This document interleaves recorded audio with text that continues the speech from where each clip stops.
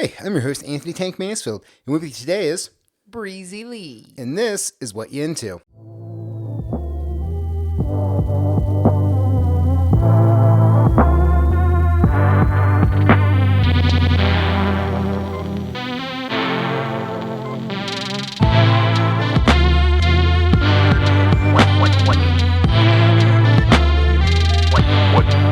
What you into?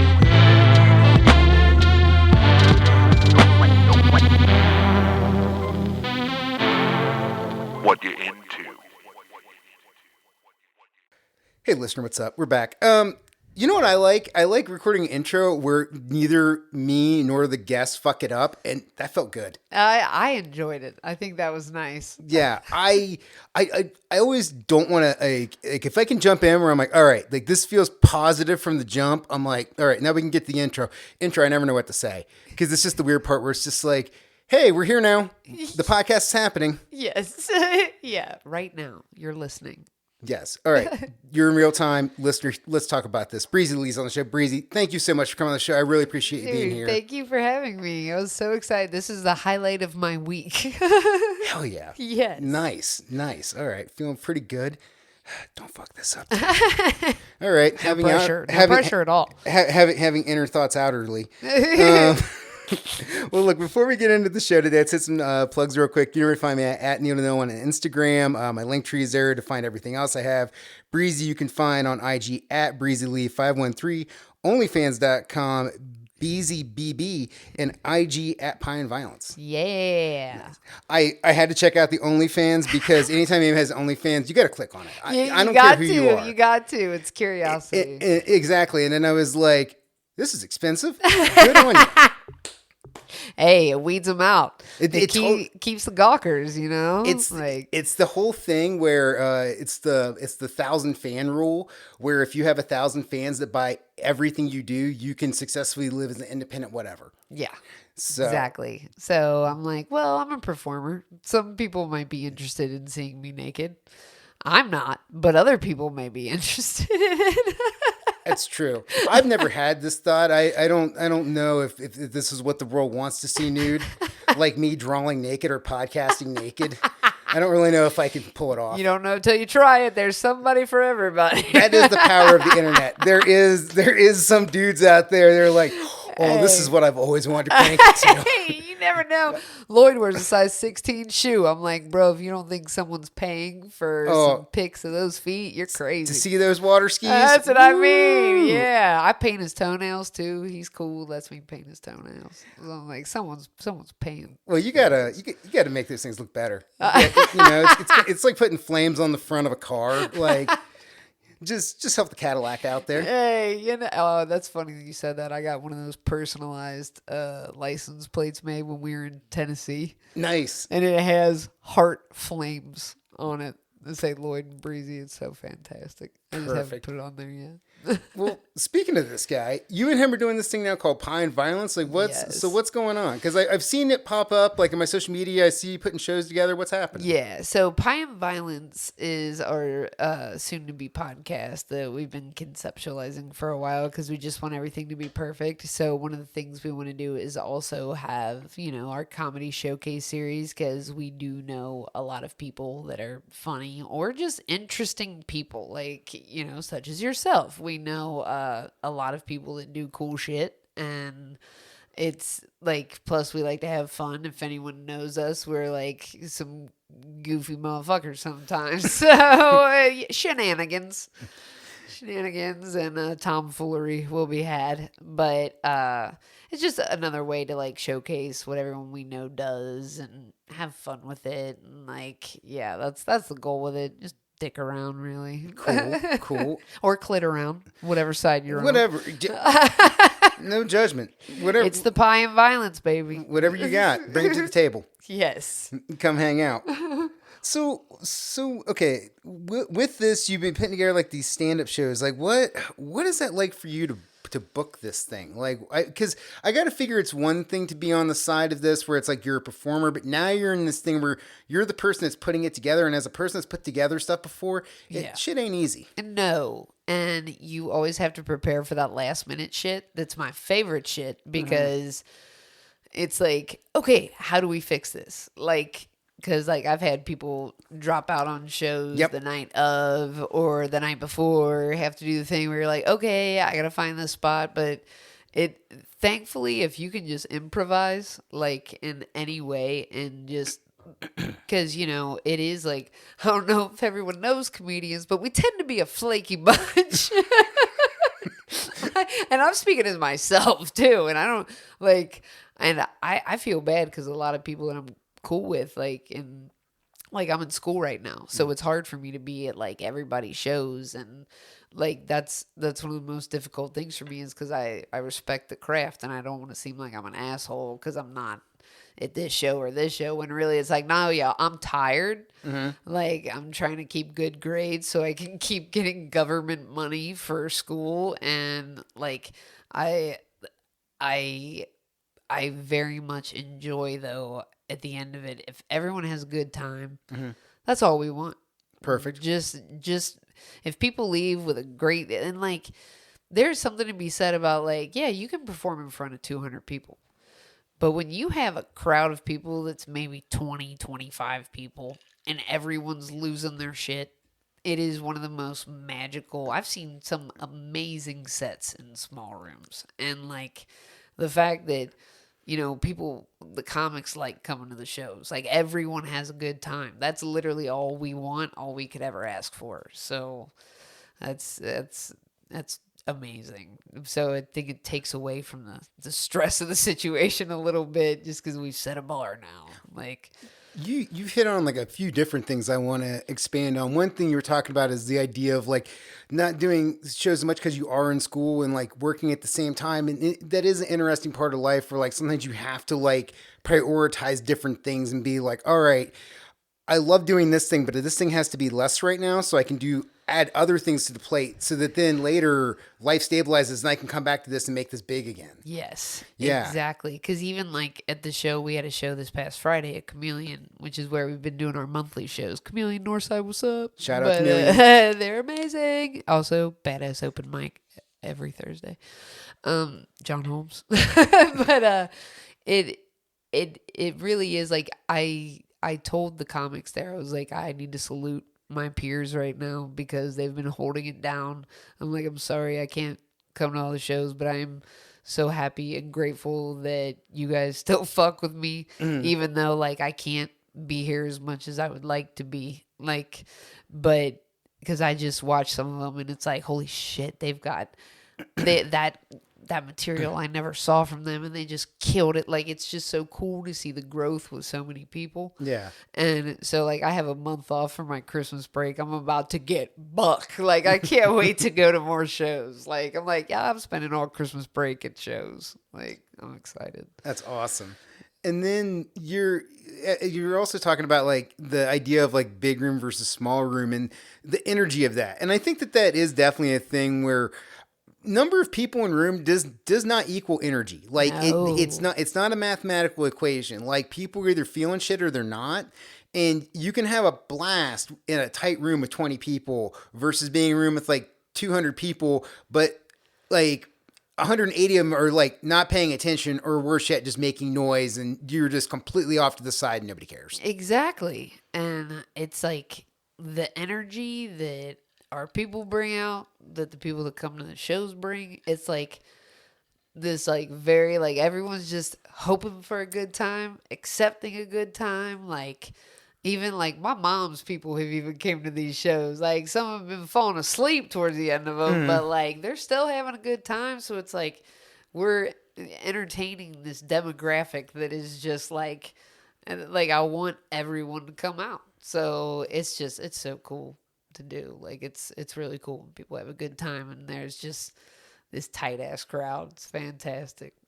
What's your vibe like before the show? Do you get nervous before shows? Like, do you have like any rituals or anything you go through before you go on stage? Like, how do you approach it? I grew up Catholic and I was in the choir. So when I have time, I actually try to do vocal exercises, like chorus exercises at the house, just to lighten up my throat. And because of the Ohio Valley, I've been blessed with the sinuses that never stop. I swear to God, every time I move out of this fucking bowl. I don't have allergies. I have no allergies. I move here and I'm like, God, I hate this place. Like, I hate how everything just, I can't breathe. But like, I'll do the just getting, because I'm a smoker, so I don't like my voice to crack when I'm up there trying to hit a punch or something like that. So I'll try to get that. But other than that, it's like I drink the same drink every time. Really? Like, I got hooked on this cherry vodka lemonade before at Chameleon. Literally every show I'm on there, that's what I'm drinking. Like, and it's just delicious. Does it help to have that where like you kind of know like the set idea of like, okay, I'm gonna get there, I'm gonna get this. This is gonna ease me into my environment. Like, cause I went through that like back in the day on game day type stuff. Like when I used to like announce roller derby, and it was like, okay, I have to go talk in front of sometimes thousands of people. Like I need to get in a mindset where I'm relaxed and I can perform.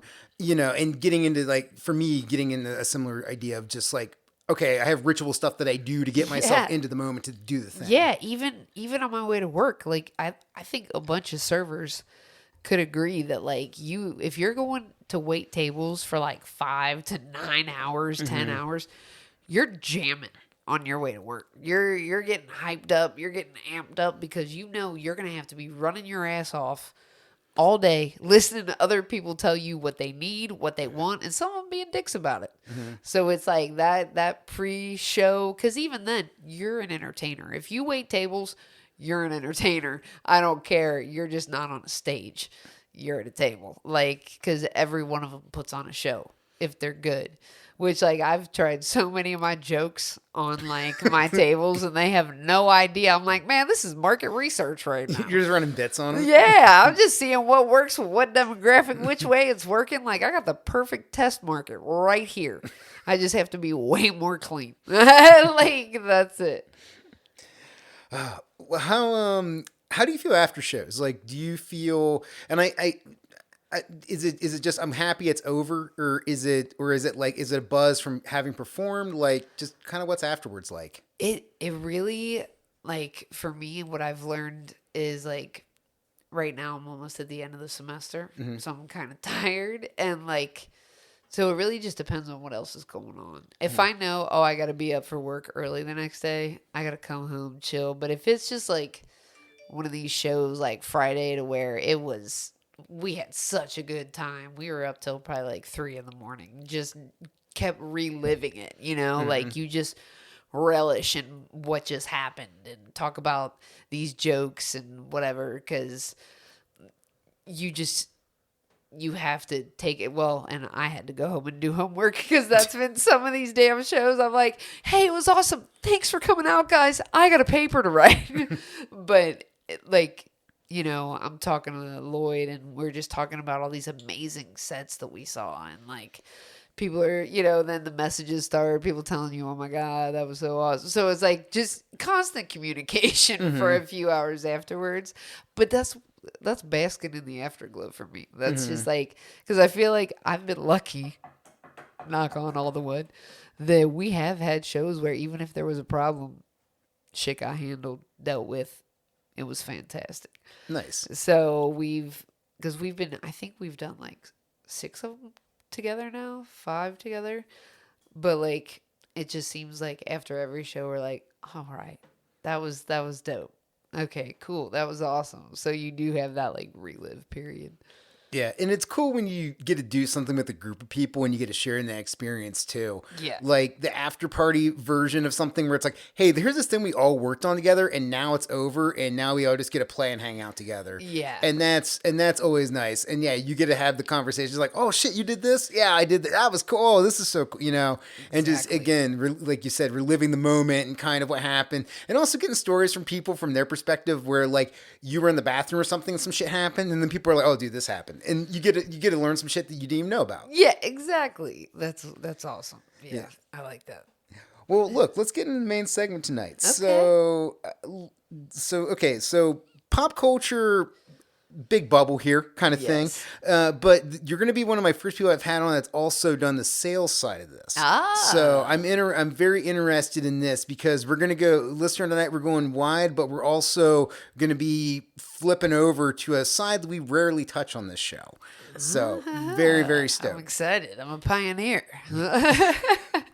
So what got you into like starting to collect stuff in the beginning? So we did kind of a little bit of pre-screen. You talked to me about your grandparents coming into this. Like, how did this begin? So when I was a little kid, like we didn't have a lot of money, and so we're generationally poor in my family, and but my grandparents were from the Great Depression, and they saved everything, and it was always, well, this is going to be worth money one day. So as a little kid, I was like, okay, well, I started getting things and I would keep them in boxes. And like I was a sticker hoarder. And like I still have a box of stickers to this day that I'm like, I sold some of those stickers. We can talk about that later.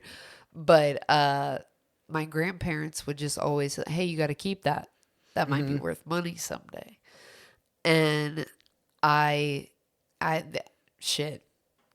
Once I became an adult, and that was like, oh, like I realized I could sell on Mercari way cheaper than I could sell on eBay because I didn't want to deal with like bids and shit like that. But like when it became just an easier, like when I realized like, oh shit, they were right. Like I can make money on this. Well, and what's crazy about that is thinking about like from the generation perspective, like people that went through the Great Depression and like boomers afterwards. Like I'm thinking through my childhood and like any toys I have is just like, whatever. You don't need, like you're a kid, like you give them away or throw like whatever, you just throw it out. Like you don't even keep them. But the people from the Great Depression were like, no, you keep who knows when you're going to need this? Like you might need this someday. Oh yeah, and I saw a lot of that when we went through their stuff after they were gone. It was like, holy shit, and I got a lot of those items, and some of them I will never relinquish. Like I remember cleaning out my my grandma Dorothy's house after she passed, and I was in her basement, and I just opened like a drawer, and it was just full of spoons. Like it was just and it was just so fucking surreal. Oh yeah, it's like this basement is dilapidated. Like you haven't been in this basement for years, but at some point you just, I don't know, completely meth headed out and just threw like a bunch of spoons. Because who else is doing that other than the meth heads? Which my grandmother was not a meth head. But if you find a bunch of spoons in a drawer, first thought. but were they silver? No, they were all rusty and dinged to shit. They were dirty. Like it was just Just spoons. Okay, I was gonna say I've seen some tarnished. I have tarnished silver spoons that were my because like they were all crazy about the silverware sets. Man, Yeah, it was like china cabinets. oh my yes, China. That's like I think I saw that shit used twice my entire childhood. It would hardly ever come out. It was like there In a just corner. to be there. Yeah. And there was shit in the china cabinets that didn't come out either that I was like, what is that thing? Like, I mean, as an avid toy collector, I can't talk too much shit on the china cabinet because I'm doing the exact same thing with plastic toys now. So, I mean, yeah, right. That's me. I'm like, yeah, I just got a different collection. yeah, at least with their stuff, it was classic. Like, Yeah, I'm like, who am I having over for a 3-course meal? Come Yeah, on, come now. on now. This is never- like, I don't need a gravy boat to match. Like, I don't even need a gravy boat. Like, and I feel like it adds a level, it does add a level of sophistication to the dinner, but it also adds a level of anxiety for me because I'm like, what if I drop a plate? right? Like if you drop a china plate, that's a problem. Like Yeah, you yeah. just can't go down to like the local Walmart and grab one off the shelf and replace No, it. Like no. you have fucked or like planets are out of line now. Yeah, exactly. Especially if you got it for a wedding present. Oh, not the wedding china. Not the wedding china. Anything but that. Right.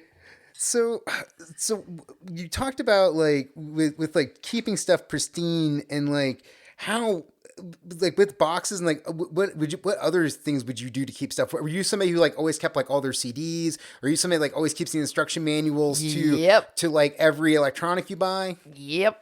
I had to stop doing that a while ago, but I just had to start gauging the importance level of the thing. And it was so funny because actually I had got something and I was reading the directions and Lloyd, God, I wish I could remember what it was because Lloyd was like, oh, you're one of those people. I was like, what? Wants to know about the product? He's like, no, you read instructions. Like, yeah, yeah, I do. Like, You read? I know, Okay. I know. All right. Sorry, I don't know about positive and negative and shit like that. Like, okay, like I don't know electrical shit about fuck. Like, none of it. Like, what y'all do with these microphones? I'm like, okay, so that goes in the. Oh, nope. Once you get to the little turning knobs, I'm out. Like, nah. Anything STEM, I'm instantly like, I'm not good at that. Like, no, I can't. But he, more often than not will just look at something and know how to fix it, whatever. And not me. I break shit on accident all the time, trying to push it together. That's what happens if I don't look at instructions. For me now, I tend to walk the mid ground of YouTube as my instruction manual for everything. Everything. It's the greatest learning site on the planet. You know how many college classes have you use YouTube for shit? Like, Yes. it's so hilarious. Yeah. I'm like, wow, I'm on YouTube more than I have been in like years because of school. So I will say this, professional opinion, I do think that there needs to be a balance when instructors use YouTube in the classroom. I don't think it's good if your entire course is YouTube or it's super YouTube heavy, but I do think that every course should have YouTube videos in it because it also reinforces what you're teaching as part of an industry standard that is across multiple people are also echoing these ideas of this is fact in the course you're taking. Like, like this is the way forward and this is what you should do. Well, then you watch enough TED Talks and you're like, fuck it, I'm just going to watch TED Talks on YouTube. Yeah. You're going to fall down a TED Talk tunnel. Yeah, 100%. I love some TED Talks. There's so many. I know. It's you just can literally endless. find anything on a TED Talk. Yeah, I really need to look up how that started because I'm just wondering, like, was it just a science thing at first, or what, or has it always been kind of just an open thing where it's just like anybody can talk about anything at any time? I think if someone is considered like an expert in something, they're allowed to do a TED Talk because here's 10 minutes. Yeah, they're like, oh, cool. There's a bunch of students that want to watch you talk about this thing at this university or whatever, and they're like, or it's, a lot of them seem to take place at like conferences too. Like, so, cause there's been, I've watched strategists on there, shit like that. But I love some TED Talks. Some of them made me cry because they get like deep with shit.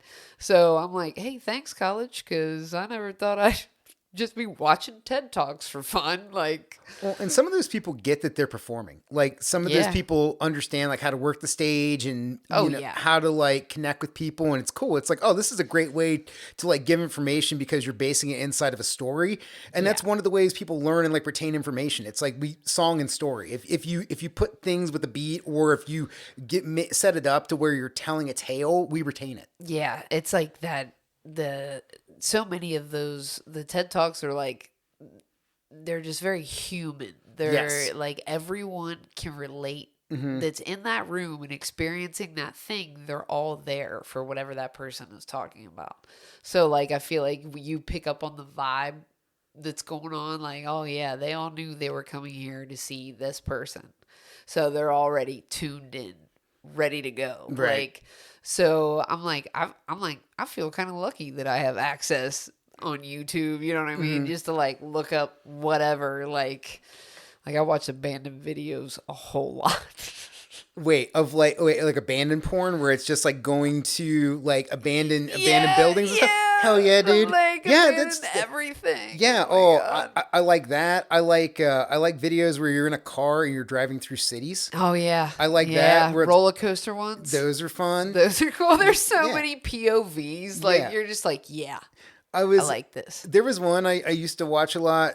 It was in surround sound. It was a guy walking through the rain in Tokyo at night, so he's just like walking through train stations, and of course, all the signs are up, like lit up and everything. People are out moving amongst the streets, and the soundtrack is just the rain. That's so awesome. And it's like, I can watch these videos for days. Yeah, it's very like, even like I've put on fireplaces on YouTube. Hell yes. Before. Hell yes. Done that as well. Go YouTube. I've put on aquariums. Yes. I've put on a Winamp graphics equalizer where I straight up search for Winamp on YouTube to have it on my TV. Yes, that's fantastic. Yeah. Thank you, Thanks, YouTube. YouTube. We Thanks, salute YouTube. you. We do. Thank you for your service, YouTube. All right. So a time period we did not have YouTube, the 90s. No. So this my is favorite. is this the big part of the collection and what you wheel and deal in? Oh yes, 90s pop culture is my shit. Like I will dig through people listening. If you don't know what Trader's World is, we have that here in Ohio, and it is one of the most beautiful places of all time. It is just like wait, I'm sorry. That's we're opening with beautiful. That was. Are you? Come on, man. You know, like the neon palm trees with all the jungle animals as you go in. Like, oh, this is classic. Well, let's put it this way. God, how could you even describe Trader's World? Just like a melting pot of. Well, it's America. It's where commerce and people come to meet, and you can buy damn near anything. Yeah, you could probably buy. Oh man, I know I've seen some things from like different periods of time where I'm like, someone may fight because of this thing. Yeah, someone may fight right now, but like. I love the hoarder units where it's just boxes of shit.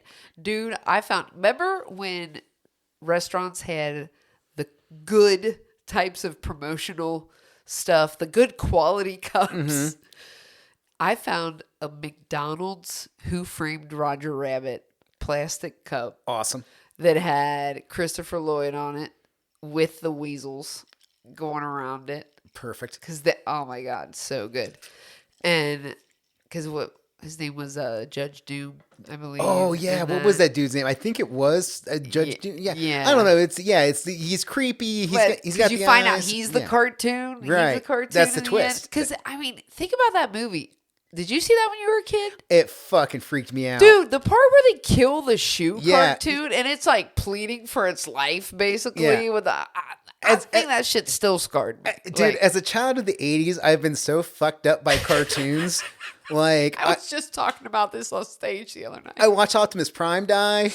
Like we saw fucking Watership Down. Like you should not be able to show that to children. That is, dude, you shouldn't have been able to show Ren and Stimpy to children. This is what I was talking about. Oh, what a great! You know who hates Ren and Stimpy? Moms. Moms hate Ren and Stimpy. Moms hate the C word and they hate Ren and Stimpy. But they love Rocko's Modern Life. My mom loved Rocko's Modern Life. She thought that was, and there was one episode where he was like. He worked as like a phone sex operator. He was going through all the jobs. He's like, oh baby, oh baby, oh baby. And my mom's dying. But the 90s were like, hold on, what's the dude on Ren and Stimpy? The naked dude with like a chicken bone on his head. Oh yeah. He was like a reoccurring role powdered toast man with the powdered toast man with the butt and like the bulge. Like with the fucking David Bowie labyrinth bulge, like it's crazy. Well, and then they would do stuff where it's like they would pull out Stimpy's tongue and then they would like do a close up and it's just like covered in all these bumps and bruises always with and the hairs. foghorn sound. Yeah, because when I saw SpongeBob, I was like, oh, you're taking notes from Ren and Stimpy. Okay, I'm like, you kids, you don't know about the good old days. Oh, Stimpy. Hey, you bloated sack of protoplasm. It's long, it's big, it's heavy, it's wood. Don't whiz on the electric fence. The best. We still remember them. There was a weird time in like I think The Simpsons kind of started it in the 80s, but then like by the 90s there was like a weird Trojan horse movement where parents didn't get that just because it was in cartoon form meant that it was for kids. And then so like you get to like watch stuff like South Park when you're like in junior high and you're just like this is the greatest fucking thing ever and your parents don't register that like what is happening. Oh no, not the Worcestershire. Yeah, I remember having to like sneak. Well, when I was a kid too, Beavis and Butthead was on. I remember that. It blew my mind because like my father had he used use very colorful language. And the fact that he didn't want us watching Beavis and Butthead, because I Right. was like, oh, get the fuck out of here. Like, Yeah. you say worse shit than they do. Right. Like, what are you talking about? But, like, so it's funny you should mention the 90s, because I did some research today, and I brought with me a present for you All right. from my collection. Okay. So right. we're gonna have Tank go ahead and open this, because we're talking about our love of the 90s right now. Okay. I will say this. Part of me, it's equal part hope and fear that you didn't like put a Bunny Lebowski toe in here. Because this is kind of what this is feeling like. Like, I can get you a toe, dude. Close. All right. Close. All right. We got a... Oh, it's wrapped in purple stuff. Because, yep, girly. It's got a little bit of weight to it. Ooh. Ooh. Are these Pogs? Is this the gift of Pogs? What is happening here? Yes. Those are Pogs. There's a slammer. Oh my in there God. as well. This is so 90s. And there's a specially made thing at the very bottom that I thought you would also appreciate very much, that I found. Though in the bottom of those Pogs, like the Pog itself is... Oktoberfest Cincinnati. Wow. That's so cool. I know, right? This is great. So, thank you for having me on. Thank you. Thank you for the gift of Pogs. Yeah, the gift of Pogs for your collection. Yeah, your boo thing helped me with that. I was like, I need to know his style, what I'm aiming for here, because I have a lot of Pogs. So those were handpicked for you. Like, well, if it has a skull on it, he'll like it. And it's like, Yeah. yeah, it's pretty And a lot of colors, a lot of cool graphics. awesome. Perfect. Yeah, Perfect. so yes, thank you 90s for Pogs. Thank you for the gift of this. So the 90s was like a weird decade on a lot of levels. Like, just I always think musically, where it was like 90 to 93, 94, we get grunge. Then we get Green Day and we get Offspring and Rancid. And then we end out with like Korn and nu metal. Like, it was there was a lot of shit that happened in 10 years. Well, it was weird for me too, because I grew up with a father on the radio. So I was a little kid at like Pantera shows, and then like the first time I went down in a mosh pit, I was 4 years old, and it was at a Holy shit. Pantera show. We got too close to the pit. Did you get pulled in? Like, I was on my aunt's shoulders, and she got too close to the pit, and we were down at a Pantera show. Like, I'm not kidding. That's one of those memories that's imprinted on me, because if you've ever been in fear of being trampled, Yeah.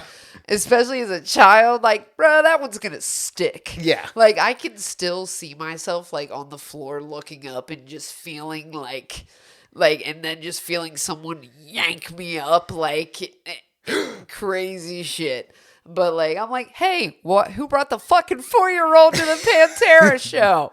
But like, I feel like my parents listened to so many different genres of music that I legit only hate one style of music with a passion, and that is mainstream country. Hell I yeah. hate mainstream country. I'll listen to Johnny Cash all day. Yep. Good rockabilly, whatever. Sure. Blues, Bluegrass. Yeah. Hey, I love me a fiddle. Yeah. Whatever. Dolly Parton. Fuck yeah. You got some spoons, maybe. Okay. Hey, right? If you can find a If good it's a beat, mood, cool. Right? I know. Somebody on the Only in Northside page the other night posted, it's such a great page. Someone posted, hey, whoever's playing the harmonica at 9 p.m., you need to stop. And the thread that continued, because I'm like, first of all, that's dope that they're playing the harmonica. Second, it's fucking Northside. Like, you're lucky they don't got a tambourine and some bongos at the same time. Yeah, you can have all of Mumford and Sons outside your window if you're not careful. Like, just it's a harmonica. It's fine. Yeah. Okay, it's good. I know. Blues Traveler. Hello. Get fucked. Like, get out of here. You might be hearing the next John Popper, sir. Think about that. Yeah, right? Why are you so ungrateful? Yeah. But, like, I feel like the 90s musically, too, like, I had older brothers that I remember, like, hammer dancing across the living room in the Zubas and shit. My first concert, TLC and MC Hammer. Yeah. I was wearing a TLC shirt the other night to the show. Hell yeah. And it's funny because it's ooh on the TLC tip, TLC, but on the side it says no scrubs. And I brought up on this, I was like, you don't like my shirt? Like, my dude picked this shirt out, and I was like, the only thing that bothers me immediately was, I was like, no scrubs ain't on that CD. That's on fan mail. Because I still have my Ooh on the TLC tip CD that one of my brothers gave to me. Like, because I was like, can I have this CD? So I'm listening to songs like Shock That Monkey when I'm like 8 years old. Like, I don't know what the fuck they're talking about, but I like it. But it's cool. It's got a beat. Exactly. It's got a good beat. I'm like, all right. Yeah. I like that chick's hats. And they're wearing really colorful things all over the place. I like those too. That was also the thing. Yeah, we're like, TLC was like, we're just going to cover ourselves in condoms. Hey. Which, you know what? It got attention. Yes, it did. It was all when we all became aware of HIV. And I also would like to thank Wayne's World for that, because with Bohemian Rhapsody, that scene, you brought all these younger people into being like, who is this band? Right. Because I remember telling my dad when I was a little kid, like, I can't wait to see Queen. Oh. And he was like, you can't. Yeah. And I was like, what do you mean I can't? Like, his voice is like an angel. How can I not go see him? And so, like, I feel like that was a big thing in the 90s. Well, plus, like, I was an MTV kid. So then you had The Real World with Pedro on there, who also had HIV. And he, you know, you got to see this love story play out that was crazy for the time. Like, the fact that people are still being, like, taken aback by, like, you know, like homosexuality in commercials. I'm like, okay, like, shut the fuck up. Like, enough. But I feel like the 90s were so, like, because, I mean, fuck, I remember learning what Rage Against the Machine was in the 90s. And, like, the first time I saw tattoos really outside of, like, biker stuff was the 90s, where, like, you started seeing, like, tribal and shit. Oh, my God, not the tribal. Yeah. But it was a thing where it was, like, a different... And then, like, I remember, like, seeing punk bands with, like, colorful tattoos and, like, kind of the beginning of the new school stuff. And I was like, oh, this is super cool. Like, I as a teenager, like, this seems really appealing. Yeah. You know? See, and I was right on that edge of, like...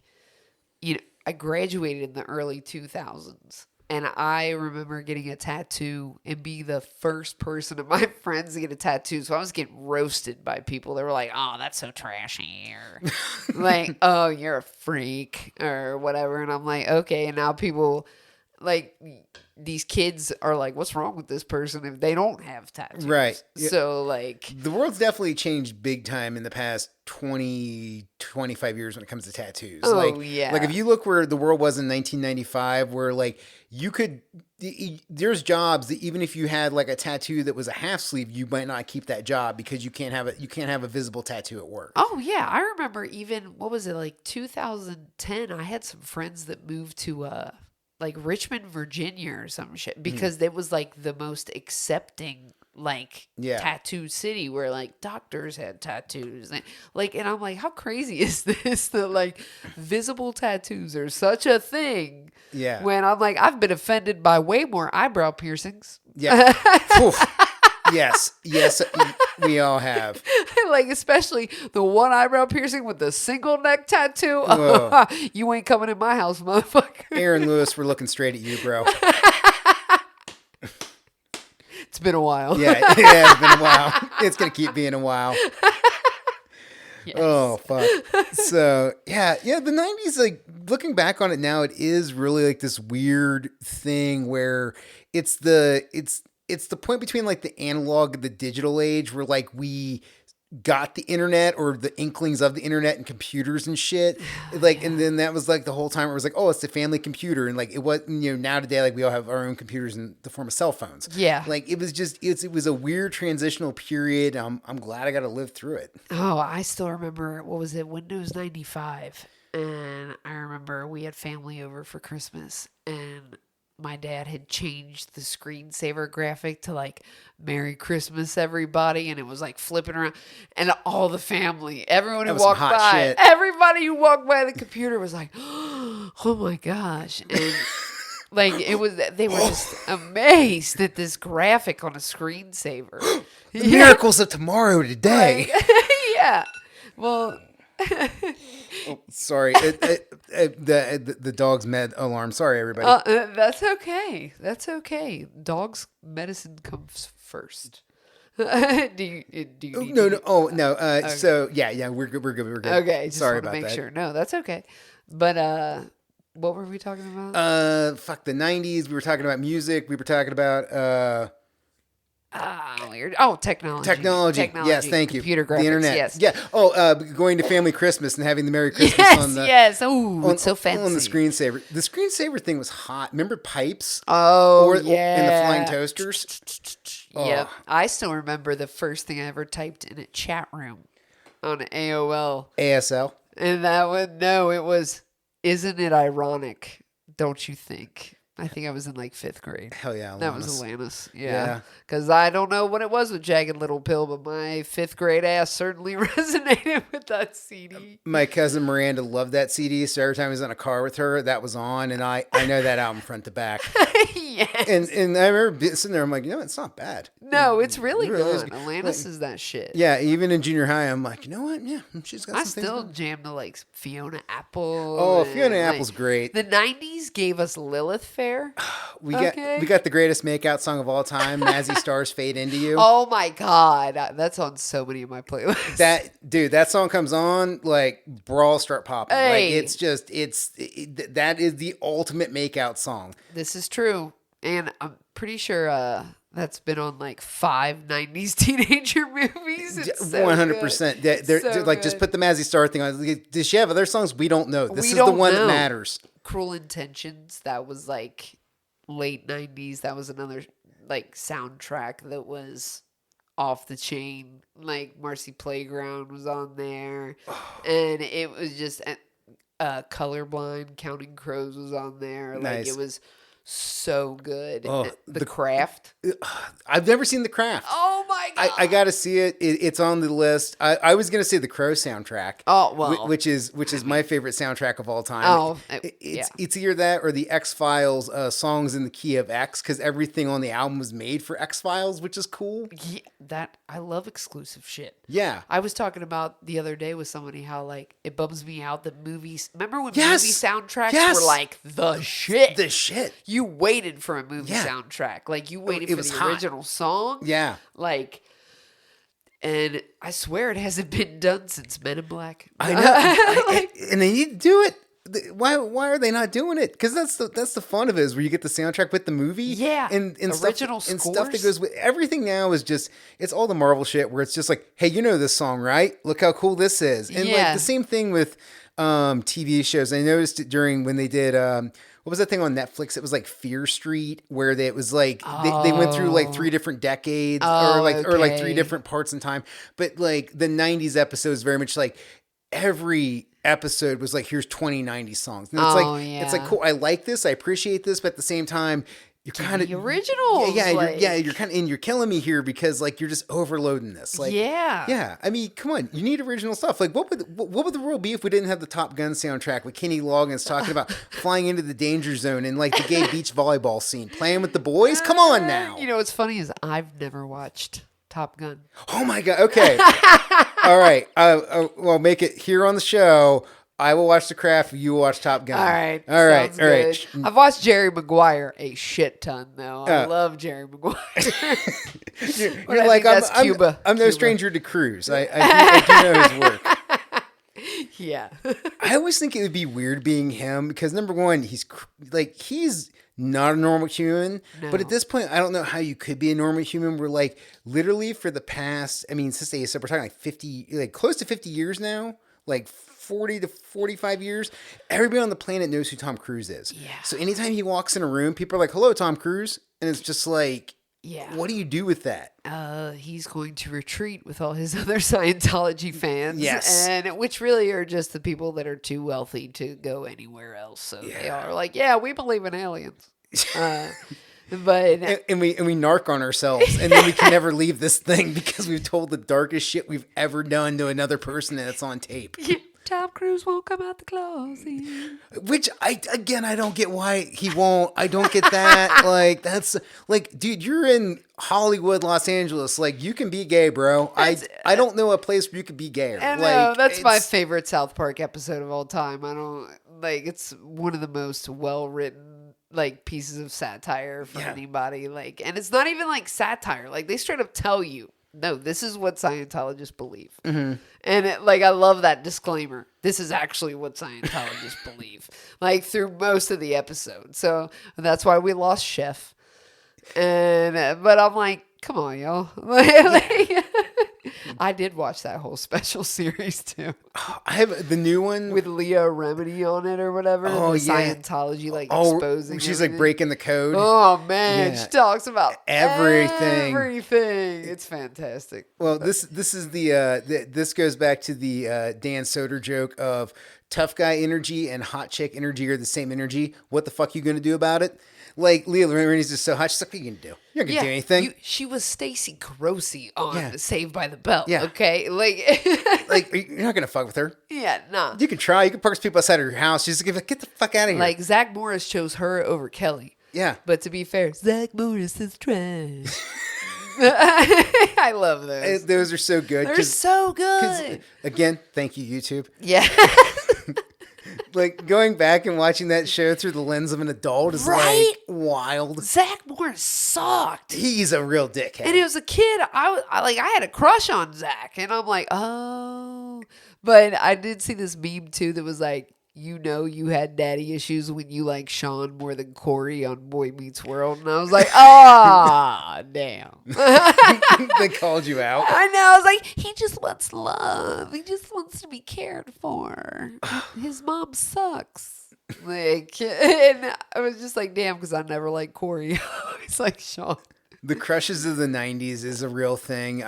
Kelly Kapowski, like, Of course. Yeah. Of course. but I was always into. I remember like even when I was a kid though, I was into Morticia Addams and Oh, fuck Elvira, yeah. Oh, yeah. which and I'm like now today I'm like this explains a lot. Oh, yeah. This really tracks 8-year-old me, Elvira, though, she still got it. dude. A timeless classic. I'm telling like you. her and Dolly Parton. I don't know what deal with the devil they made. Hey, I'm but just saying. still fucking smoking. Is it Cassandra Peterson's her real name? And she also like her real hair is like red. Yeah. Yeah, Yeah. like So crazy. But she is talented with her boobily things. Yeah. I'm like, damn, B, you've been practicing that for a while. first team All American smoke show so many times over, Right. and definitely in the Hot Chick Hall of Fame, Elvira. Oh, yes. We salute you, Elvira. We salute you. Yeah. We bow down to the queen. Same with like, who was it? Like, we all knew that, why am I blank? Christina Ricci. She, like, from the time Mermaids with Winona Ryder. Mm-hmm. Like, did you ever see that one with Cher? That's another 90s flick. I've not seen that. Christina Ricci's only like 8 years old in it. Mm-hmm. And like, it's one of the best movies. And Winona Ryder, this was pre-Beetlejuice, I think. Oh, or, wow. like right after Beetlejuice, maybe. Oh yeah, so it would have been early 90s because Beetlejuice is my favorite movie. Also, in retrospect, what a fucking crazy lineup, Right? Like Christina Ricci and fucking Cher with Winona Ryder. Yeah, and the storyline is, and the dude in it plays the heartthrob from 16 Candles with Molly Ringwald. And Jake, the dude who plays Jake, he's in it. And Danny, is it Danny DeVito? No, not Danny DeVito. Other shorter dude. I can't remember his name. Oh, Rick Moranis. I'm just trying to. I miss Rick Moranis. I'm just throwing out so short dudes. much. Little Giants. Michael J. Fox, back to Tom Cruise, maybe. I don't know. Joe Rogan. I'm just naming short dudes at I this know. point. I can't. Yeah, this is gonna be a minute. Also, now I'm just thinking about 80s movies with Joe Rogan in them. Man, whatever. He'll always be Fear Factor to me. I'm like, that's when I met you. That's who you are. This is the same way that is it Jeremy Renner, whoever he is, the guy that plays Hawkeye, forever is just Hurt Locker to me. So every time he's in a movie, I'm like, oh, Hurt Locker? Yeah, you know, always like, have that. That's like that one dude who played. If someone plays like a terrible person Yep. in a movie, they will forever be Be scarred. that person. Dude in Green Mile, I can't remember his name, but he's like the actual the Billy the Kid. Dude. Yeah. I fucking hate him in every movie.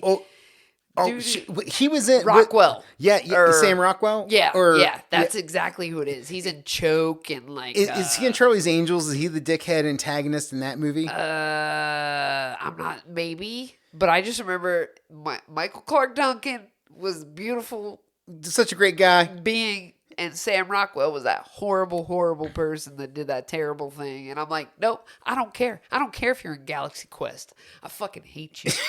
Like, I will forever hate you. Same dude that played Percy in Green Mile. Yeah. Who, like, he ended up being on that weird reality show because he married that, like, 16-year-old chick in California. Yes! Whoa! They had a show on E! It was fucked up. And, like, her parents had to sign stuff for him to marry her and shit. And I was like, I knew you were fucked up. I knew it. Who is not seeing these red flags from space? Like, I mean, you don't need the Hubble for that. Like, that's like if some dude comes to you and is like, hey, your teenage daughter, can you sign some papers? Yeah.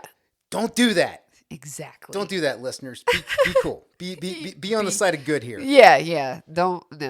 Yeah, you be good. All right, let's transition out of this to wholesome 90s activities. So, Lisa Frank. Oh my God. This is the jam. To quote one of my good friends from grade school, Lisa Frank was the Michelangelo of grade school. And that's the best quote I've ever heard with that. I'm like, yes. So this was the thing where, like, I recognized the name and I immediately thought, shit, what's the dude with the monkeys? Something Paul. Paul. It's something. Anyways, Okay. that was my initial thought, but I was like, I've heard of Lisa Frank, and then I Googled it, and I got just hit with neon and cute animals, and I was like, oh, I totally know what this is now. Right? But, like, give them that human quality, like, oh, they're sitting in a dessert shop, or, you know, but you can even look up Lisa Frank tattoos. Dude. Some chicks have put what looks like thousands into this artwork that I'm like, man, I can't get this until I can. It's so surreal. Like, it's can you can you kind of describe to the listener like what the aesthetic is? Oh my gosh, I think it's just the bright colors, the bold colors. Like, it's not just yellow, it's marigold. It's not just this kind of magenta. It's like this bright fuchsia. It's these bright, bold, like almost reel you in. Everything is neon. Everything is like it's borderline blacklight. Yes. Like, I think if you got that shit under a blacklight, it would pop. But, man. But it's made for little girls. Yeah. And it's like super cute animals. Yeah. And then in like super surreal scenes, like you're talking about, like they're in an ice cream shop, they're hanging out, or they're surfing. Yeah, they're surfing. They're on swings. Yeah, It's just, the bunny ballerina. Yeah. Like, and they just she had this way of using colors with these cute, simple things. And if you peel, it's not like she was an amazing artist. It was the color usage. It was, oh yeah, I'm going to put this cowboy hat with hearts on it on this cute ass golden retriever. But the way she brought it to life for little girls and whoever, little boys who liked it too. But it was just like, we didn't see those types of colors. And I think that was such a big thing. Because at the time, I believe, I was such a nerd for Crayola when I was a little kid. She used the color, what I found in the box called Jungle Green. That was like my favorite Crayola crayon. And it was in so much of her art. And that's what stood out to me, was that green. And like, but it wasn't your primary wheel. It was just a whole new type of, oh my God, look at how cute. And so many shades of pink. Yeah, like so many pinks and purples. It was continuous. It just did not stop. No. Yeah, everything looked like a synthwave album. Like, Yes. everything is just like that kind of like glowy pink, super magenta. happy. Yes, Yeah. exactly. Just happy. Yeah, just happy. Yeah. No one has troubles. Lisa Frank. Yeah, You know, just like- exactly. Sparkly. yeah. Wouldn't you like to be surfing right now? Yeah, there's like, I think in somewhere in Arizona, I think Tucson, there's like the Lisa Frank like headquarters that has like the vault where Really? like every product they ever produced was there. And her husband went through like a nasty divorce to where she lost the rights for a lot of her shit. Holy shit. Oh yeah, it's pretty crazy. Like, if you find a 90s Lisa Frank Trapper Keeper now, you can sell it, if it's in good shape, you could sell it for upwards of $400 What? on the internet. What? Yeah. So rummage through your family's 90s shit, guys. thing I'm adding to my YouTube playlist, Lisa Frank collection. I'm definitely looking this up now because there will be somebody that has one on YouTube. Oh my God. Yeah. Yeah. And it is. It's like you find people that love these things, and like how many people are like, nah, like I have Lisa Frank stationery from when I was a little kid that I will send out sometimes to people that be like, dude, that Lisa Frank, oh my God. But it's like, that is my coveted shit. Like, Yeah. I'm like, yeah, this ain't going nowhere. It's a thing that people like. This is an interesting part of collecting is when people get attached to something and it becomes yeah. like part of this thing that they love and they build shrines to it. Oh, yeah. Or when they build rooms to it. And it's just like, like if you're an outside observer, you're just like, this is weird. But if you're the person in the moment, you're like, no, this is great. This is what I love. Oh yeah, that's the room that I'm setting up right now is like our guest room / like my office, whatever. But it's Tim Burton themed, so like mostly Beetlejuice, mostly Nightmare Before Christmas, like because Nightmare Before Christmas is like on its. I think they were celebrating 30 years. I think this year. So like, which is crazy because I remember seeing that shit in the movie theaters like yesterday. Like, what the hell? But and those are some of my other shit too that ain't going nowhere. Like some of my Beetlejuice shit that I've acquired as gifts through the years, whatever. Like we all, I think as collectors, have that one thing that I'm like, I don't care how much money I get offered for this. Like it would have to considerably change my life. Yeah. For like, me to sell it. Yes, and this is the type of collector I am because, and this is why I'm interested with you is you can sell, I can't. Like I have this problem of like I don't know if I've ever sold anything from any of my collections. I think the closest I've come is maybe hats from my hat collection I've put to Goodwill, but that's it. To me, it has to, like, if I sell something, because a lot of the time what I like to do is I like to flip.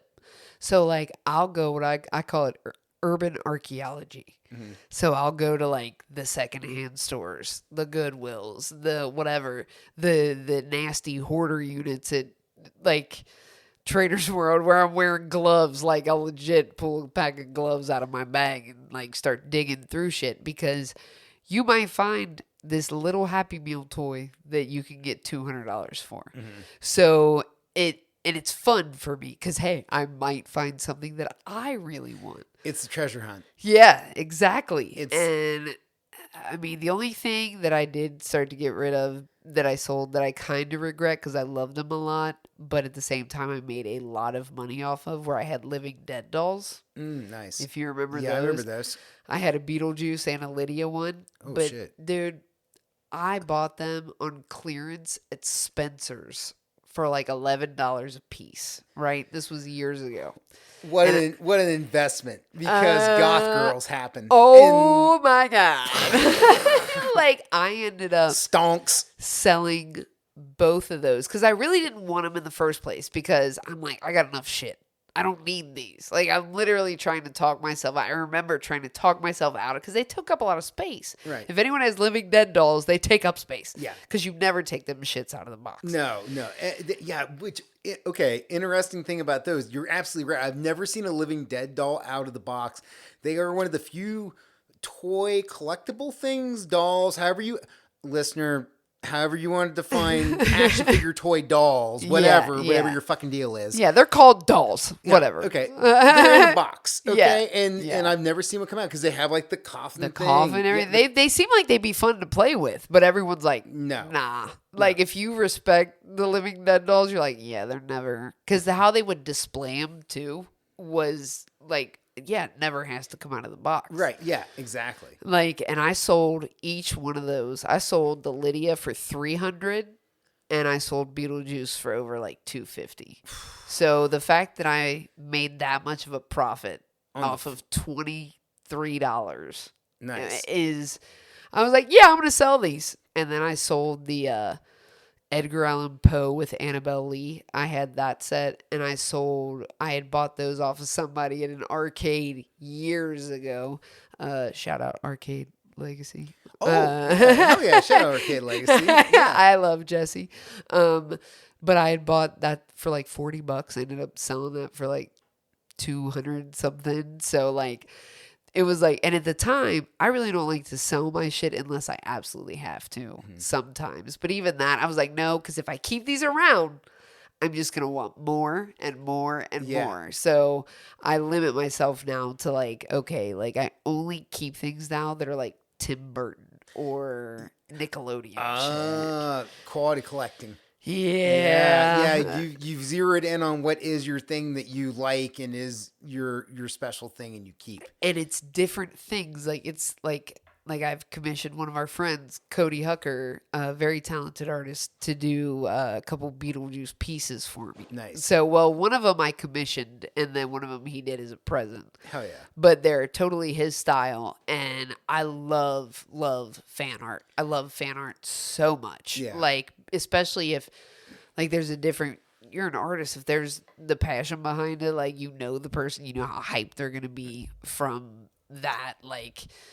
And because he was like, well, how do you want me to do it? I was like you. Yeah, just do your thing. Because like Cody is a killer artist. Like Killer. As long as I've known that dude, he has been good. Like whenever he is just dialed in and working on something, like he produces really quality shit. That when I first saw his shit, no joke, it reminded me of Beavis and Butthead Do America when Rob Zombie took over that one scene when they're tripping. Yep. I was like, dude, you got that Rob Zombie style. Like, yeah, it's very, like super, just like the shapes are, and the colors. And it's very like weird, bad acid trip, but at the same time, like you're like, I like this. I want to stay here. Yeah, I want to be terrified. I love distortion. Yeah. And if you can make distortion work, and like you just, and the one piece he did, it's like the girls in front of the whorehouse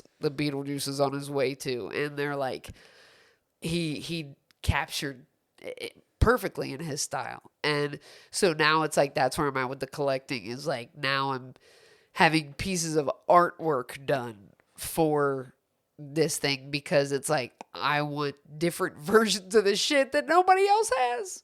Like, you know, paying homage. Well, and I think that's a thing too, like when you start to create that original stuff to go with the stuff you love, it becomes that one-off thing where it's just like, this is mine and I have it. Yeah. And this is me. And and I care about this. And especially when we're talking about original art, just the energy that comes from original art. And that's something like, listener, like, prints are cool. I like prints. Like if you go to like a Comic-Con and buy a print, that's awesome. Yeah. I would suggest getting a screen print. That's even better. But if you want the real deal shit, buy an original, because you can like look at everything and you can see the mark making. And that's huge. I mean, you can like zero in on a drawing or a painting and you can see like individual brushstroke, or you can see pen line. Oh yeah. Like it's so good. Well, that's like, I don't know if you saw, Lloyd's brother Mark is actually a crazy, like, talented artist. He does like the comic book style, and he did a picture of me and Lloyd. Nice. And that was like, hell yeah. Lloyd is a centaur. And That like, tracks. 100% tracks. And I actually commissioned him to do this, and of course he wouldn't let me pay for anything. But he actually designed our Pie and Violence logo. Nice. It's the pie with the tusks. But like, I'm like, it blows my mind that these dudes, that y'all can do this shit, because I've looked at your art too, and I'm like, man, I just want everybody's artwork on my walls now, because like when you know people that can do that shit, and that's what kills me, is when people are like, oh, well, did you come up like, no, I tell the artist, like, you're the artist, you do it. Like, I'll give you the concept. Thank you.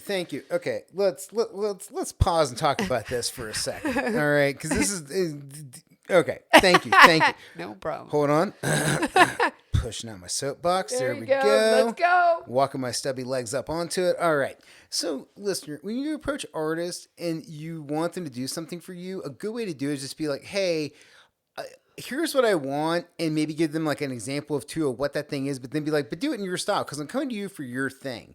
And that's one thing that I never get, is people that come to artists and like show them something off Pinterest or show them something else. Like, I want you to make this. It's like, well, I'm not going to copy something. Like, I'm not going to rip this off. And also, like, if you're coming to me, like, this is like a relationship. Like, there's a level of trust here, Yeah. where you've looked at my portfolio and you go, you know what, I got this idea, and I trust you to bring this to life because I see what you do and I like what you do. So if I give you this idea, I think that'd be cool. You fuck up the creative process when you start putting limitations on what artists can do, and when you start trying to tell the artist what to do. Because the thing is, if you're not the artist and you don't know what the fuck you're doing, like, you do, like, you have an idea what it is, but you don't know how to make it work. It's the same thing. Like, I don't tell my fucking plumber, or I don't tell my electrician, like, how to wire my shit, or I don't tell my plumber, like, how to fix my plumbing. I go, oh, cool, you're gonna work on the room and put this in. Awesome, God bless. Here you go. Here's a paycheck. Well, that's like one of my side things is, like, I like to bake, and, like, I can't imagine someone, like, because I've had people commission me to bake for them, and then if someone said to me, like, hey, I want you to make this pumpkin pie, Right, but I want you to use this kind of spatula and this type of butter, I'd be like, and these types of apples. yeah, you can make it. How about that? Because if you didn't want it, you wouldn't be coming to me for it. Mm-hmm. So you're coming to me for a reason. Like, and I appreciate, like, my tattoo artist who, Carrie Crutcher, shout out, one of them. But, like, she owns my arm, and I've told her ideas for tattoos and been like, your style. Right, just do your thing. Like, do however what's comfortable for you. Like, I don't want you doing some crazy shit where you got to get up under here. Like, whatever you want to do, that's you. I've told hairdressers the same shit. They're like, well, do you want... I'm like, I'm trusting you to do something that looks good on my head. Do it how you do. Like, because more often than not, people are going to be way more relaxed and happy. While when you're like, hey, you know that thing you're good at? Do it how you're good at it. Yeah. And, Like- and listener, I'll say this too.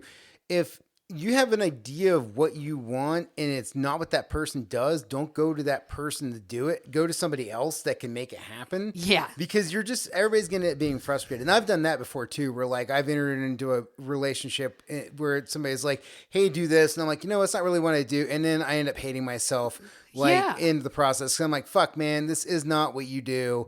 And eventually I do land the plane and I make it work, but I have to put so much more extra time in it to make it work because, like, it's not my thing. Nope. And because you're just not into it. It's like forcing Yes. yourself to be. I'm not the type of brain that can just be like, oh yeah, do this thing that you hate. It'll make me depressed. It'll make me hate myself. I'm like, nope. Like, I don't want to do this. Like, I did one of my friend's wedding cakes. That experience maybe, and I told other people, like, if I ever agree to do somebody else's cake, don't let me. Because it destroyed me. And then one of my other friends, I actually had to tell, like, I'm sorry. I can't. I literally had flashbacks of everything, and I can't. 100%. Like, and I think that artists, like, it sucks too, because it's like, it's not called well-paid artist. You're called starving artist. But sometimes if you just stick to your shit, like, hey, no, I'm not going to do that. Like, do your thing because you have value. I think that's the hardest thing I've had to learn about being an artist is, like, the business side of it, because I recoil at being a businessman, and it sucks. And it's fucked me a lot of times in my life because I'm not sales, bro. I'm not the guy that's like, hey, let's do this and get you like a 2-5 and I'll do this. And, you know, and also, like, a bunch of salesmen I've met in my life, it's overpromise, underdeliver. Oh, yeah. And that's just not me. It's like, no, man, like, this is the shit I do. I craft, I create. Like, I'm not just trying to, like, hit my stats and my numbers. Like, if I'm putting my name on this, it's going to be quality. Yep. That's how I knew I was good at sales, because someone called me out on an upsell years ago. And because I'm almost genuine to a fault sometimes, like, because these eyebrows, they don't, my voice might stop, but these eyebrows keep going. And, like, this one dude, like, I got him on an upsell at this place I was working in. He said, nice job on the upsell, by the way. And I'd never been called out on an upsell before. And I remember quick as shit, I was like, only because I stand behind the product. Hell yeah. And I had to pat myself on the back. This dude was straight up like, What a very nice. what a game respects game moment. Because it was like, you could have called me out on upselling? How dare you? But I knew that was the only reason why. I didn't feel like a slimy whatever, because I'm telling you, no, those cookies are the shit. Yeah. I'm just telling you, I like them. I'm helping you. Exactly. And it's like, it's a win-win situation here, my guy. But it was so fun. I was so proud of myself, how quick I came back with that. Like, fuck you. Like, I'm not just a sleazy salesperson. Fuck off. I believe in this product.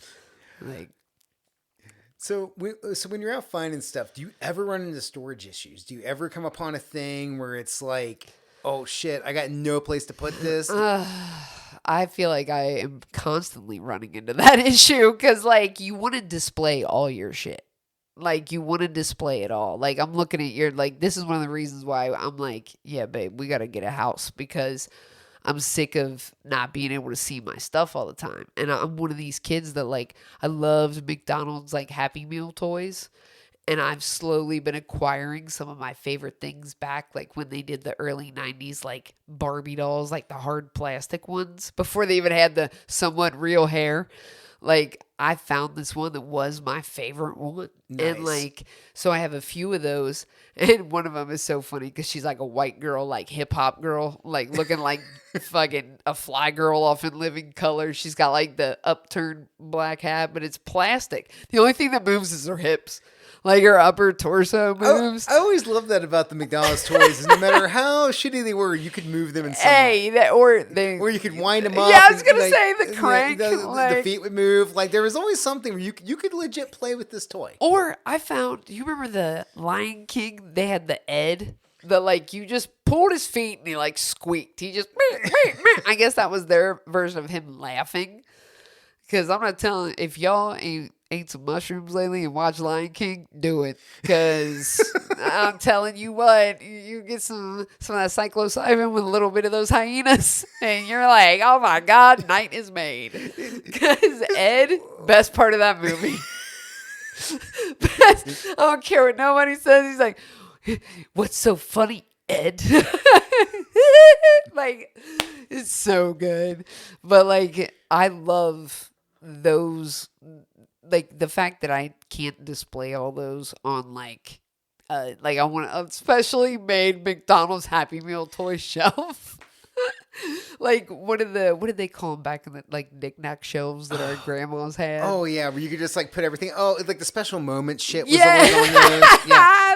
Fucking precious moments. Again, this is like the weird thing where like the older generations did have collections, but it was just such weird shit. Dude, I have one of my grandma's Cupid dolls collections. Really? It's a bunch of naked babies. That's all it is. It's just naked babies with like football helmets on and like just weird shit. I'm like, what the fuck? I'm probably going to sell those too. Sorry, Grandma. R.I.P. But seriously, what am I gonna do with these things? I know, like, I ain't gonna, like, our mom thought it was cool to get all of us made as ceramic dolls when we were kids. Whoa. And then when she moves to Florida, she's like, hey, here's yours, here's yours, here's yours, deuces. And I'm like, the fuck am I gonna do with this baby doll version of myself that is glass? Oh wait. So you're a baby in this? Yeah, like, she had them custom made to resemble me, my brother, my sister, then decided they were ours. Wait, like at what age? Like as a baby? Like, Yeah.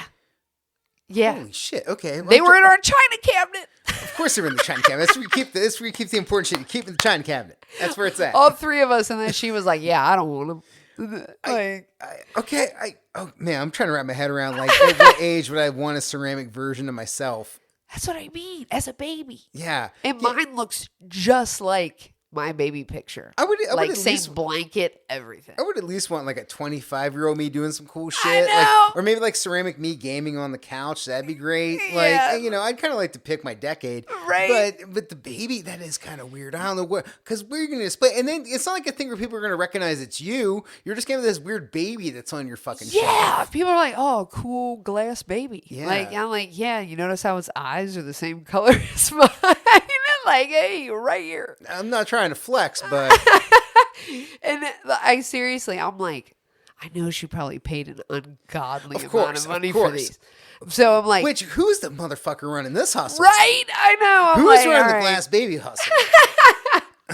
Hopefully they're fucking shattered at this point. I don't know, because I'm like, you got a lot of moms for their dollar bills and grandmas. Could you imagine? Oh. I bet there were just china cabinets full just of glass babies. babies. Yeah, 100%. Name of this podcast, Glass Babies. Glass babies. And hold on, what is it? Brooches with birthstones. Yes.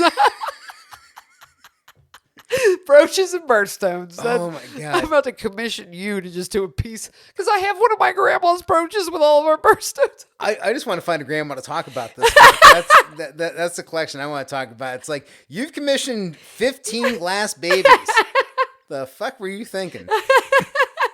Not the glass babies. And mine even has movable joints. What? Yeah. What? Like, it's like crawling because, you know, that was one of my baby pictures. I was like mid-crawl on this blanket. So mine, like, yeah, the Who is arms this and legs Geppetto move. motherfucking wizard that's putting this shit together? Crawling glass babies? Yeah, they're terrifying. It's terrifying. I'll bring it on the next episode. I can't wait. I am Have you put it in the fucking- corner. Baby mine- Breezy is watching you. mine is bending. All right, so we got to talk some more sales stuff before we get there. I want to hit a couple more things that you collect. So, Totally. Bengals gown. Oh my God. You rolled up tonight in like a varsity jacket. Yeah, dude. My Bengals varsity jacket was given to me by one of my mom's husbands, and I was telling Tank before how like I would get shit on for wearing this Bengals jacket because I'm a real fan. Okay, we are not fair weather around these parts. Well, some of us. One thing I do not like about the Bengals fan base is how quick people are to jump off the bandwagon. God. And I'm just like First game off the rip. And as a Browns fan, I'm like, I don't get this. I'm like, and I like the, and shout out, here's another thing. I love the real Bengals fans. I'm a Bengals fan 363. The only 2 days out of the year where I wish ill will on the Bengals is when they play the Browns. Other than that, I support y'all. I love Joe Burrow. I was rooting for him the other night. Yeah. I was rooting for him, and I looked at Lloyd and I said, are we for real about to root for the Browns in the Super Bowl? Is that what's going to happen? Because Browns are fucking... And now that Deshaun is not at quarterback, it makes it a lot more stomachable for the rest of America. Because Deshaun Watson is a fucking scumbag douchebag. My life would be much better if the NFL was just like, hey, you can't play anymore. Instead, they're like, no, people can, yeah, they can give you money. And it's right, like, I know. I saw Michael Vick was on with like Peyton Manning, and I was like, oh, he can do stuff. That's also like another wild thing. It's like where Michael Vick not only came back, like got found guilty for fighting and killing dogs, went to prison, came back, played in the NFL again for the Eagles, did pretty fucking good, ends up leaving there, and it's like, all right, I guess they took a risk. People are like, let's put him on TV. Let's have him talking. He's an analyst. It's fine. And it's just like, I don't know how this is happening right now, but it's happening. Like, it's okay. Kind of seems like letting a whatever. That's fine. I guess. And we're all entered. Here we are now. Yeah, it's like you guys can't find another dude like like somebody at the offices weren't like, you know what, doesn't pass the smell test. Let's get another guy. Yeah. I saw that on the ticker after the game last night. I was like, what? I said Michael Vick? Like, yeah. Oh, okay. All right. I mean, it'd be so fucking weird to meet him. Oh, like if I met him, I'd just be, I don't know what, just like. Right. I feel like any animal lover would be like, fuck you, bro. Yeah. But like, yeah. Because I'm from a low income neighborhood. I know that because that was his biggest thing. Whoa, where I come from. Dude, I'm from the same place. And there were people that went to dog fights and participated, and there were other people in that same place that thought those people were pieces of shit. Yeah. So you're either on one side of it, or I had pit bulls growing up. We called them pet bulls. Like, a bunch of my dope boy friends had pit bulls that they fucking loved and would never hurt. So to watch shit like that, I'm like, shut the fuck up, man. Like, nah, you either are mean to animals or Yeah. you're not. Like, and I felt bad when I gotta like kill a fucking bug or some Right. shit. Like, I'm like, but it didn't do anything. And also, Like, dogs are like the best things oh ever. my god, They're so great. They just want to hang out. that's what I'm saying. If That's what anything, they're trying to fight do. cats. Yeah. Imagine like hanging out with like your most like chill friend and you just like start punching them. It's just like, Yeah. why would you do that? Don't Nah. do that. Yeah, Nah. exactly. Cats. I throw them in the ring, babe. Like, dude, ninjas. They're fucking walking death machines. Yeah, right. That's I'm what they're like, bred for. Yeah, That's I'm what like, they do. You can't make cats fight, can you? Yeah. Like, nah, because cats will be like, I'll fuck you up. Yeah. What are you talking about? Like, Cats are like such a cool, weird thing, and I always think about the fact that like cats, no matter what size they are, just do the same shit. Like it doesn't matter if it's a house cat or it's like a tiger; they just all do the same thing. oh, have you seen like when they put like boxes in the wild? Yeah. And how the cats just get in the box. It don't matter. No, it's all the same shit. It's Well, just a supersized version of it. Yeah, and we forget often that like I love telling people how like a cat, if you die, cat will immediately start eating. Yeah. you. No question. And people are like, "Don't say that." I'm like, "No, that's for real." That's just they're I'm like, opportunists. I'm like yeah. a dog will only start eating you when it figures out that it's starving Yeah. and you're the food source and it's not going to get any food from Yeah. you. I'm like a cat is like, you're still warm. Yeah. Like, bon appetit. Yeah, the dogs are very much like what was it? The Cannibal the Musical, where the Donner Party. Oh, The yeah. dogs yeah, will only yeah. go Donner Party when they have to. Exactly. Whereas cats are like, well, I mean, I skip breakfast. Yeah, exactly. They're like, oh yeah, you're gone for good. Okay, this isn't like at night when you get up and shit. Like, okay. Nudge, nudge. Yeah, like not when I'm testing to see if you're alive most of the time. Like, and I was pet sitting for my friend one time, and like, if you've ever seen a cat scale a set of cupboards, because I've seen cats on top of shit before, but until you like watch that shit in action, you don't realize how crazy those motherfuckers are. And watching this cat just bound 9 feet up almost, I was like, oh my God. That's insane to me. Like how you let this bitch inside your house.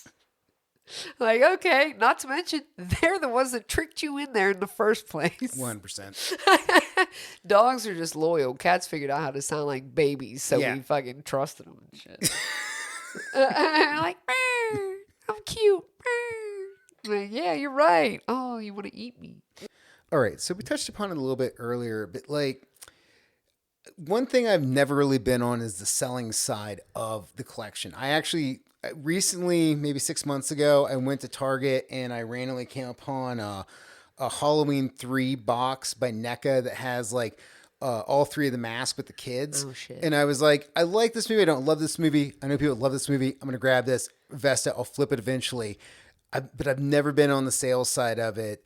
Mm-hmm. What's it like for you to be on that side where like now people are coming to you or you're going to them? Like, are you tabling places? How, or are you contact people online? Like, how does this work? So I have a Mercari, and like before I had a Mercari, I would just Wait. Time out. What's a Mercari? So Mercari is a site that is kind of like eBay, but it's an app that is very user friendly. And as we talked about, I'm not that technologically savvy. Mm-hmm. I can't do a whole bunch of computer stuff. One of the most frustrating parts of going back to school was having to learn like how to use Outlook and how to do all this shit that I hadn't had to do on a computer in so long. So like the fact that I can get on Mercari, I also like to buy things off of Mercari. Like I found a lot of vintage Bengals stuff on Mercari because you can just search whatever.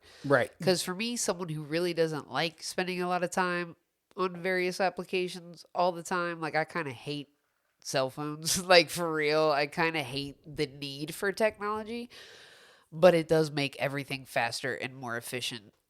But like I love the fact that I can get on Mercari and search vintage Cincinnati Bengals. Mm-hmm. You could search vintage Cleveland Browns. Like it's all about that, and the fact that people can rate their interactions. They rate, how you communicated with them. They rate how you did this, and like, so I have, because just from any eBay shit that we all did for ratings or everything. Yes. Once the review shit was like, oh, this is where you get reliable. Because when just anyone can sell shit, you're like, oh, okay, what am I going to get for real, though? Like, so ratings became also, if you've ever seen the Black Mirror on the rating system, you're just kind of like, oh, shit. Ratings can also impact you. Like, if you get a bad rating, you're like, am I a bad person? What am I doing here? Oh, yeah. Like, I could not imagine, like, if my Uber or my Lyft score was like a 3.5 stars, I'd be like, oh my, what am I doing? Am I like pulling people's hair out when I'm in the car? What's going on here? Yeah. And like the rating system is like, it's everything in that type of lane, because especially as a seller of used things, like, you're already, as someone who knows what to look for. And see, with me, I enjoy pop culture. Now, something pop culture will catch my eye, but it might not be something that I want for my personal collection. But I know someone who will. Do you still get the thrill of the hunt when you Oh my discover God, that? yeah. That's why I still do it. Okay, because Like- I feel like that's part of the fun of collecting stuff is the hunt. Oh my God, where yeah. And I don't have a name for it yet, but the closest thing I got to is like, it's like the blockbuster theory, where you walk into a building and like, the thing you're looking for, but then you also gotta find hunt. something that you didn't know was there. Man, and we you're all like oh, Easter shit. egg hunts. Yeah, Every one of yeah. us. Scavenger hunts. Like, comic book stores, record stores. that's what all that like shit. when I You said stumble urban upon something. archaeologist. Yeah. Like, one of my secret things I wanted to be. Me and my cousin, we were like, yeah, we want to be archaeologists. And then you realize, like, oh no, that's not just. We were led astray. You cannot just. Archaeologists are not in high demand, okay? Like, but For the show's anthropologist, Sarah Lima, aka Bomb Track, what up, Bomb? Was a former anthropologist, like that, the archaeologist. Like, that's what she did. Like, she would go and hunt and find stuff, and I'm just like, how do you do, like, how? And it's all about, because I watched some shit on Atlantis, because I am like fascinated about Atlantis and shit. I think part of the reason I watch the abandoned videos is that, hey, what if one of these people finds something fucking crazy? Exactly. Searches, like, Right. And like, even I really hope somebody finds Bigfoot, honestly. oh my God, I just love it. I want it to be true. I just want it to be me true. too. I think he's out there, but I think he's, if anything, there's multiple of him. So people, I'm in the same thing as you, because there's like- been so many societies that have had different names for it, where it's Exactly. like in the Everglades, it's a skunk ape, or you Yeah. know, like it's a Yeti, or it's a Bigfoot. Like, it's always something Right. different name. well, that's like, we know the poisonous snakes exist over here. I ain't seen one Right. in person Right. ever. But they're out there. They're fucking out there. Yeah. I don't want to go all the way out there. Like, I've been where people are few and far between. It's a scary fucking place. Yeah. So 100%. that's like, that's how I feel about the ocean. I will tell anybody. We're on the same team. I like you. Do you hate ladders? I fucking hate them. Oh, like, I'm like, hey, that's not your home. Just like the sky. Sure. It's space. It's Like- pretty to look at. Oh God, but space it's scary. overwhelms me. Space, the concept of space. I'm like, like, I was like drunk on one time on the top of a houseboat in Nail Hollow, and I was laying, and all you could see was the stars in the sky. And I'm not kidding. I got the most crazy anxiety because it felt like I was falling off the side of the earth. I was just because there was no civilization. Yeah, no light anywhere. source, just black sky Yeah, and stars. And I was like, everyone's like, you see all the stars? I'm like, I'm trying not to. This is one of those times where I don't want to see them. Yeah, like, yeah, I can't see a horizon line right now. My brain is breaking in half. It's overwhelming. Like, oh my God. But like, there was that video. Did you see the video of the kid that like got eaten by a shark off the coast of like Egypt or some shit? No. What? Okay, so the last good dumb kid video I saw was, did you see the kid that jumped off the back of like some like cruise boat in the middle of the night. Oh my god! Like it was this deal where it was like a senior trip thing where they were like on a cruise boat for the night, and like somebody dared this kid to like jump off the side of the boat, and he does, and it's just like what, dude, you're dead. Like and you're you know not, that was all so he could just finger bang some chick that was on the cruise exactly, thing. totally. Like, oh, I'm gonna be cool. Yeah. Well, Like, no, you're shark bait now. oh, Alexis is gonna think I'm hot, and it's like nobody can like- find you. Like you're in the middle of the ocean at night. Like Yeah, we like, cannot what? shine a light on you. Like no one knows where you're at. Yeah, like you're done. Do you understand how tired you're gonna get trying to swim? Right. Like you maybe got 10 minutes if you're in really good cardiovascular shape, where you're like treading water and hanging out, and the waves are hitting you. And unless you've been in the ocean, like people, like I remember one time me and my family were in Florida, and I was like 16 with my cousin, or 17, and we were just talking, just bullshitting, talking, swimming, and next thing you know, I hear my mom like, Breezy, like screaming. Dude, we had no idea how far we had actually got out so quick. Yeah. And I was like, oh shit. And in that same trip, we went parasailing. And you see how close these shapes are to the beach. And you're like, oh yeah, not my fucking house. Stay out of there. I respect the sea. Yeah. I'm like, 100%. nah, I've never been on like a giant cruise. Nope. I'm like, Not happening. I was just reading an article about one of them that went trying to avoid a storm. They could not. And they were like over 150 injuries on board because people were just getting fucking flung everywhere. I'm like, nah, I'm good. There's islands of plastic. There's pirates. Literally, we still have pirates.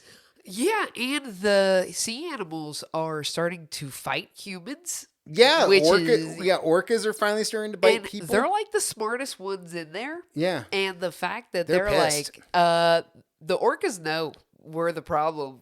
And the sea lions are starting to get buck. And I'm like, I'm here for it. I'm here for the species that decided that land was shit. And they were going to stay where they were.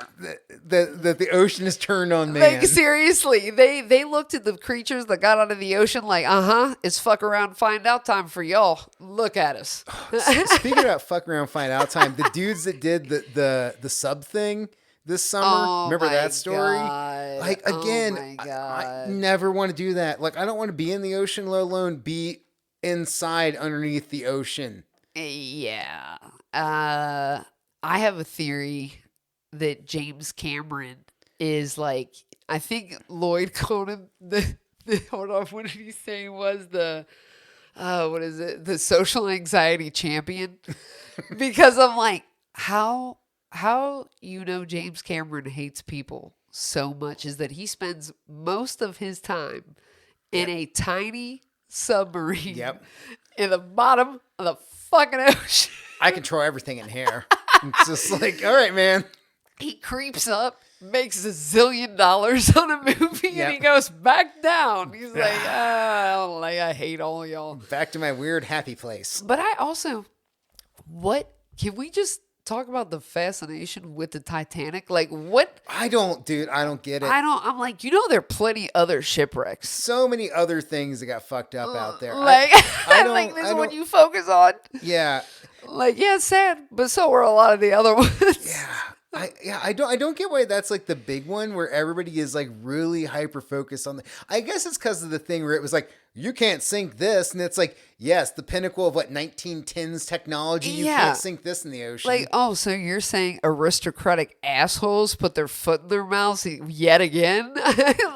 Tale as old as time, guys. Yeah, I mean, tale as old as time. We have like thermonuclear aircraft carriers today. Like, we have better shit that is going to survive the sea as compared to what you guys had at that time. Yeah. Like, and I remember one of my older stand-up jokes I used to talk about was my sister, because again, they would come through with displays of it, like Titanic exhibits. I said I wanted to go see it, and I remember my sister, I said, oh yeah, there's that Omnimax, the Titanic exhibit, I want to go see it. And my sister goes, is that like stuff from the movie?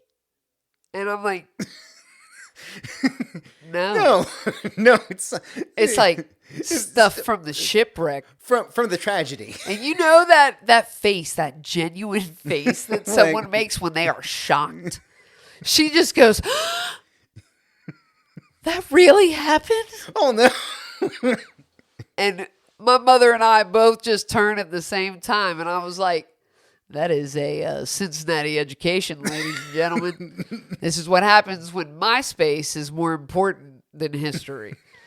And I'm like, and just FYI, I remember being a like fucking 12-year-old girl in the theater. Everyone's crying. I'm pretending to cry.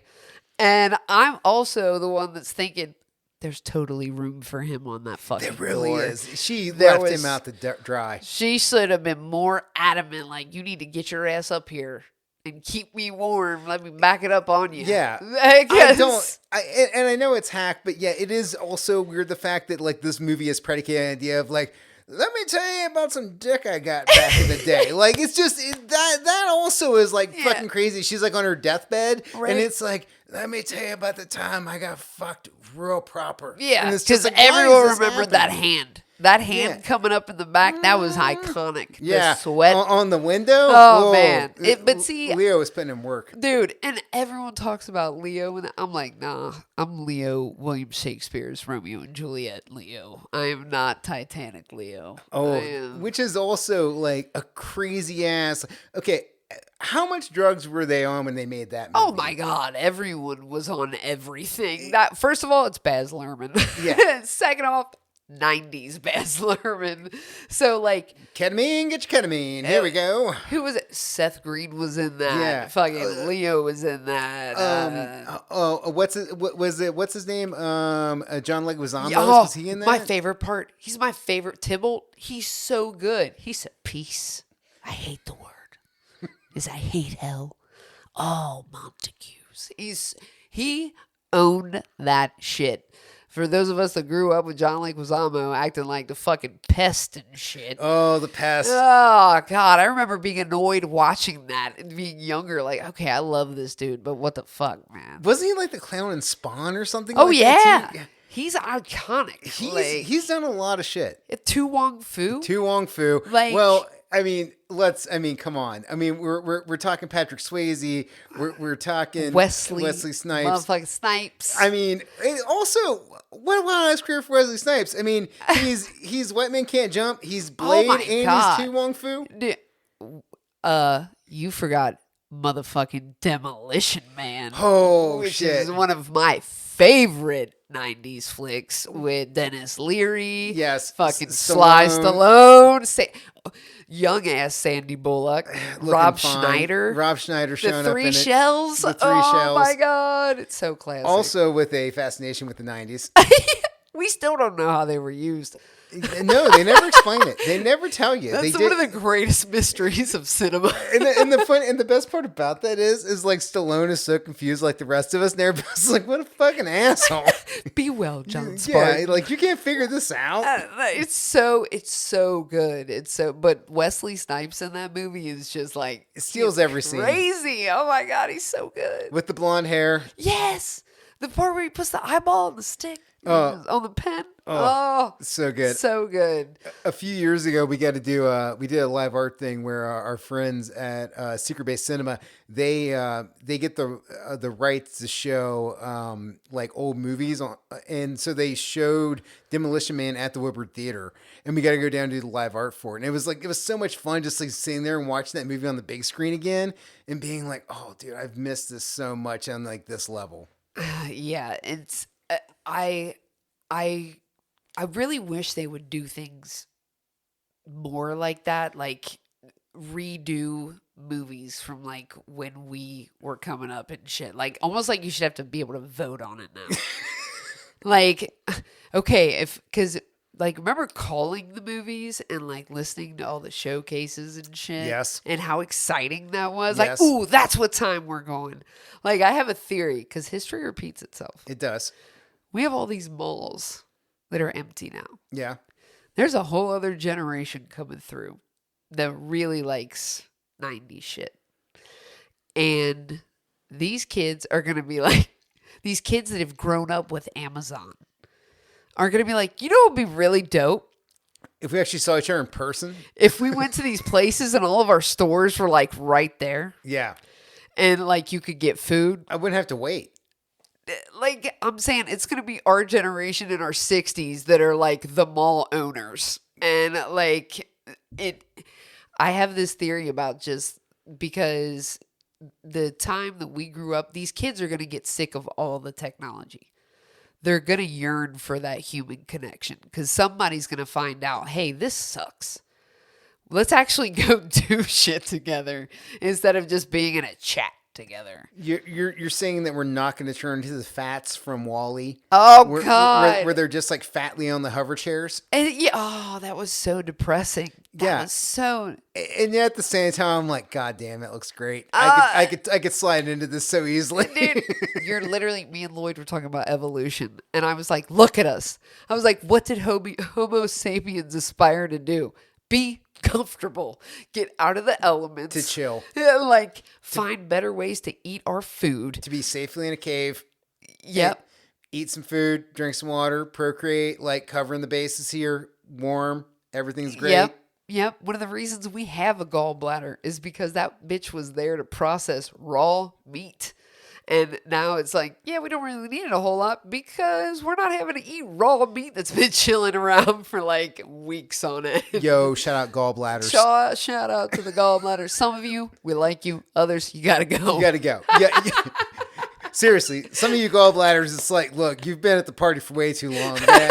You can stop back tomorrow. Yeah, but you were here fucking shit up. Yeah, you should have got a DD. Yeah, you can get your wallet, but we got to get you an Uber, man. You got to get out of here.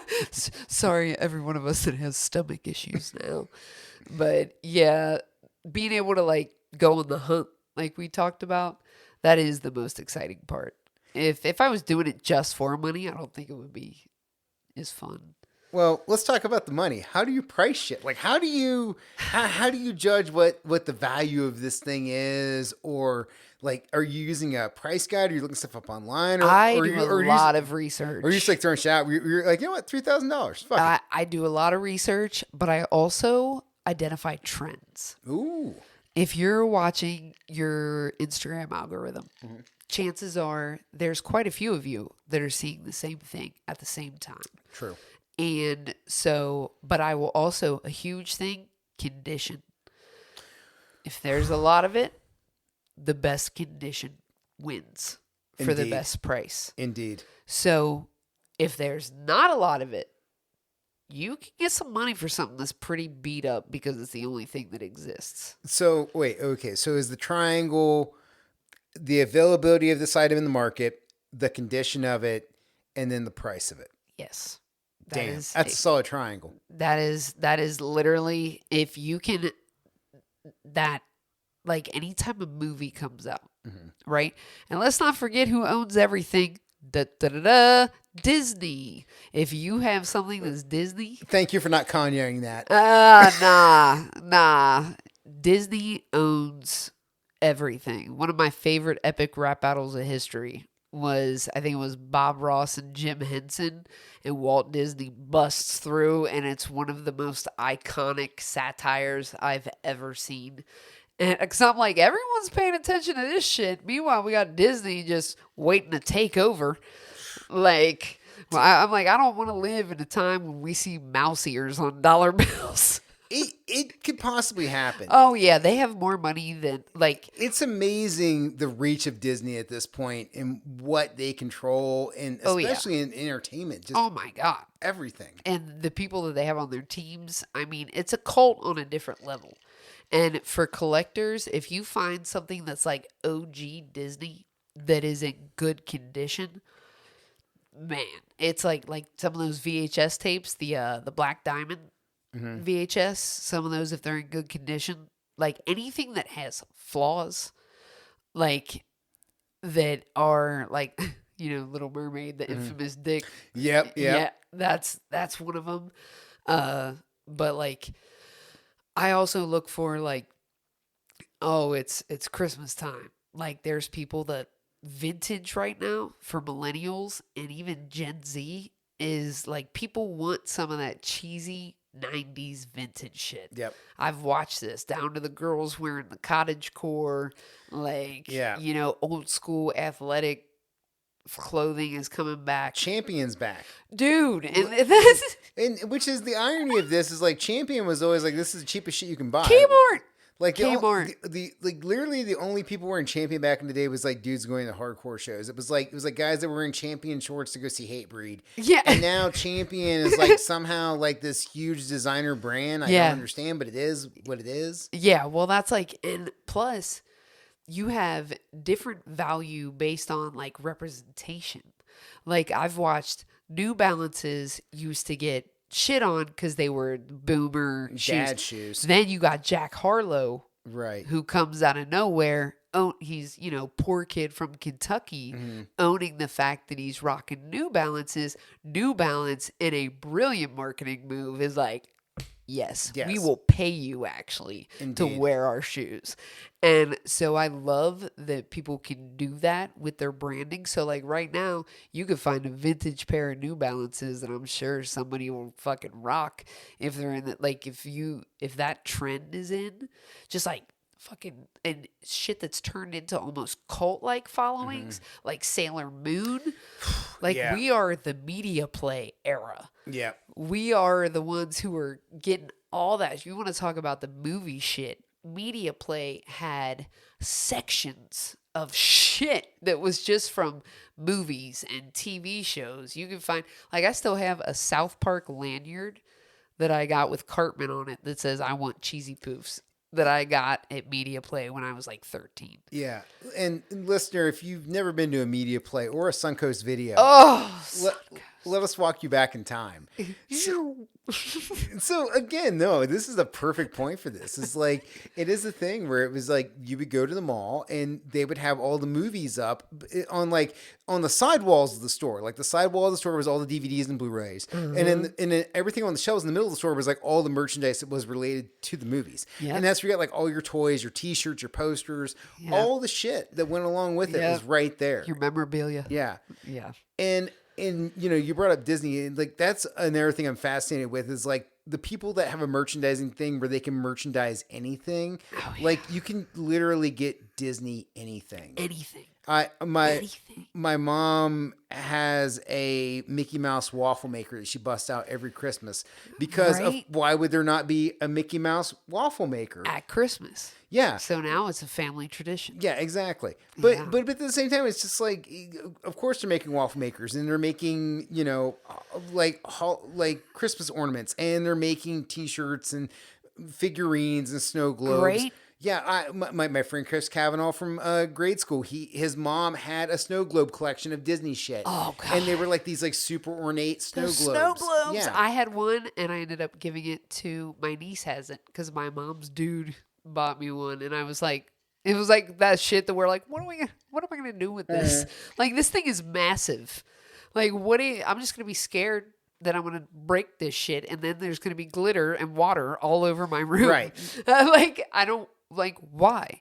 But those Disney heads, like, I love Nightmare Before Christmas. So that to me also is the fact that, like, Tim Burton was originally fired from Disney for being too dark. And when he tried to get back his Jack Skellington, Disney was like, how about we collaborate on something? Yeah. And then here we are. They are still making money off of it. 30 years later, they are still producing new goods based off of this. Like it'll never end. Dude, I have fallen in the trap with the Loungefly bags, and those fuckers are expensive. And I have like 3 of them that are Nightmare Before Christmas. And I'm like, these are $100 a pop. Wait, what are these things? Loungefly bags are a different kind of collectible. Shout out listeners with the Loungefly addictions. It's a specific brand that they are licensed with Disney, and they're all a lot of the similar style. They're like mini backpacks, but they're characters. They actually released a Lisa Frank line this year as well. Nice. And like they sell them in Disney World to where you can look around Disney World. It's like I went to Disney World with my best friend. in 2019, right before the world shut down.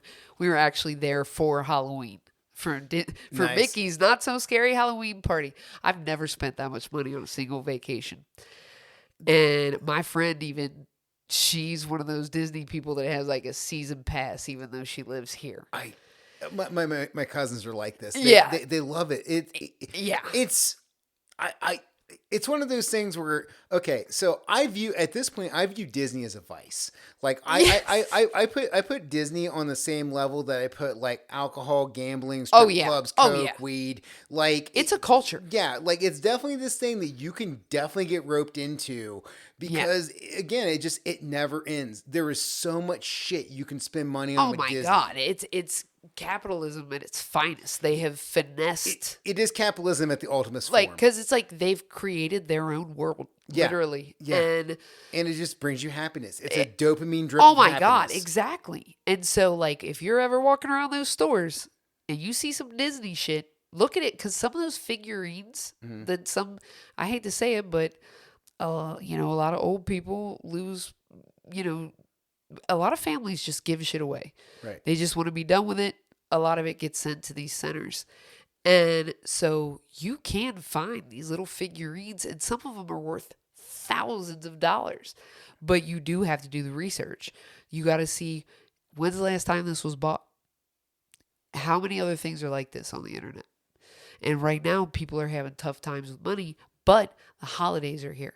People make ridiculous decisions around the holidays. They do. So if someone's trying to find a particular thing for this person, chances are they're going to want to show something that shows how they know about somebody. So that would be one of these pieces of culture that, that person, if there's anything about our generation, we are fucking snobs. We don't want the same shit that all of our friends have. Nope. We want our own shit. So. And we also love nostalgia. Yeah, because a lot of us had parents that thought it was okay to get married multiple times, and you guys fucked our childhoods. So we're taking it back. We're taking them all back. This was my wish. Hell yeah, Goonies. I went on a rant like that one day. I actually said that. And someone was like, mouth? I was like, that's right. Feldman? Just Corey Feldman? Okay. Fuck it. Hey, Burbs. Burbs for life. Fuck it. She's rolling. You totally got to treat it like Animal House that moment where it's just like, I don't know, dude. Like, I mean. I was on it. It's not the point I'd make, but at the same time, it fucking hits. So. Hey, embrace your inner child. Yeah, let they it fucking need it.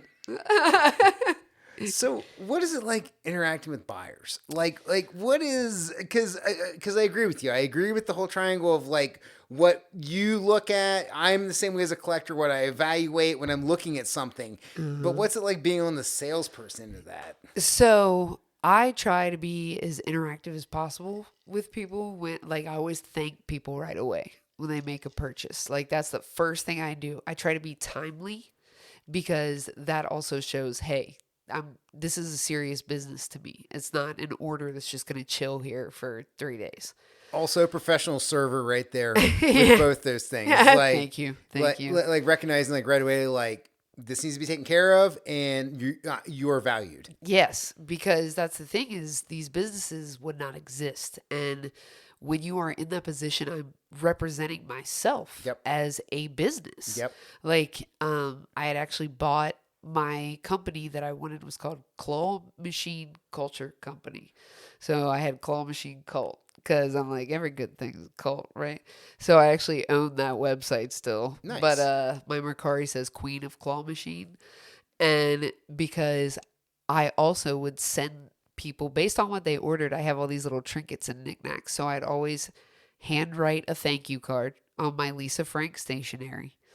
And I would write it out to them, like thank them, and put in a little something that they weren't expecting based off of what, because I acquire just random shit sometimes. Like sometimes at like the secondhand stores, you can just buy a little bag of what the fucks that's like $3. And so I would try to gauge like, okay, would this buyer appreciate this thing? Or it would just be like a little play dinosaur that I'd painted and made something like just a little something that shows like, hey, thank you. Yeah, and you're also differentiating yourself from other sellers, and at the same time, you're giving them something to remember you by to then come back to you. And I mean, there was someone who actually had bought like multiple things from me and it was cool because it was like sweet. Like these were the type of interactions that as a business owner you aspire to have. And my dream would be to like have a little cafe next to a secondhand store, because that to me would just be the two things that I love the absolute most. And because it is super fun. Like, I love that I have my person hip to the fact, like Lloyd, if we're randomly on a road trip somewhere, he's like, there's a Goodwill down there. Do you want to go down there? And I'm like, no, it's okay. He's like, are you sure? We can go. Like, because those stores, these little spots, you could find, like I found the Little Giants VHS thing there, and it had Pog advertisements on the back that were still there. Nice. And I was like, oh shit. Of course they called them milk caps because, they couldn't say Pog. But like, I think that if I could guarantee these people, like if they could see how I cared, it wasn't just like I was doing this for a profit. I was doing this because I genuinely enjoy the experience of these people being like, oh my God, I had this when I was a little girl. That was one of the coolest things that I got back in a review, was like, because I had a duplicate of one of those Barbies from a Happy Meal. So I sent it with another girly thing she had posted or had bought from me. And she was like, oh my God, you just brought back so many memories. Like, and that to me was like, yes, because my tagline for the business was let the big kid be happy. So I love those like good memory rushes, because when you're little, that's what you pay attention to. Those are the things that's your jam. Like, they bring you happy. So to be able to create that for other people, it really is about the experience of it. I don't know if I could ever do it just for profit. I know when I'm dealing with sneaky people on there, that's some crazy shit. A lot of the time it's positive interaction. There was one time where I had a negative interaction. One time. And it was because they purchased a toy truck from me from 1949. I had inherited it from my grandparents' stuff. It still had the original box. But of course it was beat to shit because it's from 1949. Another thing, if you're going to sell things online, take as many pictures of that product as possible. 100%. Every angle, corner, everything under beautiful lighting, yes. because that's your shit. Okay, so many people do not understand photography, and it's wild. Like, people that don't understand like having a neutral background or like having good lighting, and it's just like you're sabotaging yourself. You can't sell something if people can't see it and look at it. Exactly. So I think that only helps you in that area, is like, because that is you backing yourself up. Like, hey, this, and I remember I posted every angle of this truck. Like, it's from 1949. The fact that it still had original paint with no peeling on the paint, whatever. This motherfucker waits 3 days. So the cutoff for them to pay me is 3 days. Decides to message me through a different item I have for sale, like, hey, this toy truck doesn't work. I would like a refund. I said, okay. I had listed the condition as fair because it's from 1949. It's fair. Yeah, it's fair. It's seen multiple decades. Yeah. So I had only sold it to them for like $25 because, and this is part of it too. Look up if you could find that item. Now I'm pissed. Yeah. Look up if you can find the item. I found the exact item in like brand new perfect shape. Was like, I think $50 or some shit like that. And so they even got it for $25 because I knew it was in fair condition. Right. Like, I knew whatever, but I shot every angle, whatever. They asked me for a refund. I said, okay, well, send me the truck back. I was like, and I'll send you half right now, but I'm not going to send the rest of it Right. until you send me it back because I'm not just going to give you your money back and let you keep the truck. Right. Well, they never sent anything back after I said that. So it was like, were you really just trying to get me to refund you and let you keep? What a weird thing Yeah. to like fucking Yeah. fight over. Be like, hey, I really need this $25, and I also want to keep a vintage truck. Yeah. Like, no. What? That's not how this goes. And I thought I was being nice with you. And I even told them, I'm like, I think it's very generous on my part to even offer you a refund. I would say so. Like, because I'm like, I clearly posted all these pictures. Yeah. I gave descriptions. Everything. So I think that is when it comes to trying to sell this shit, just be ready for the fact, like, hey, go over everything with a fine tooth comb.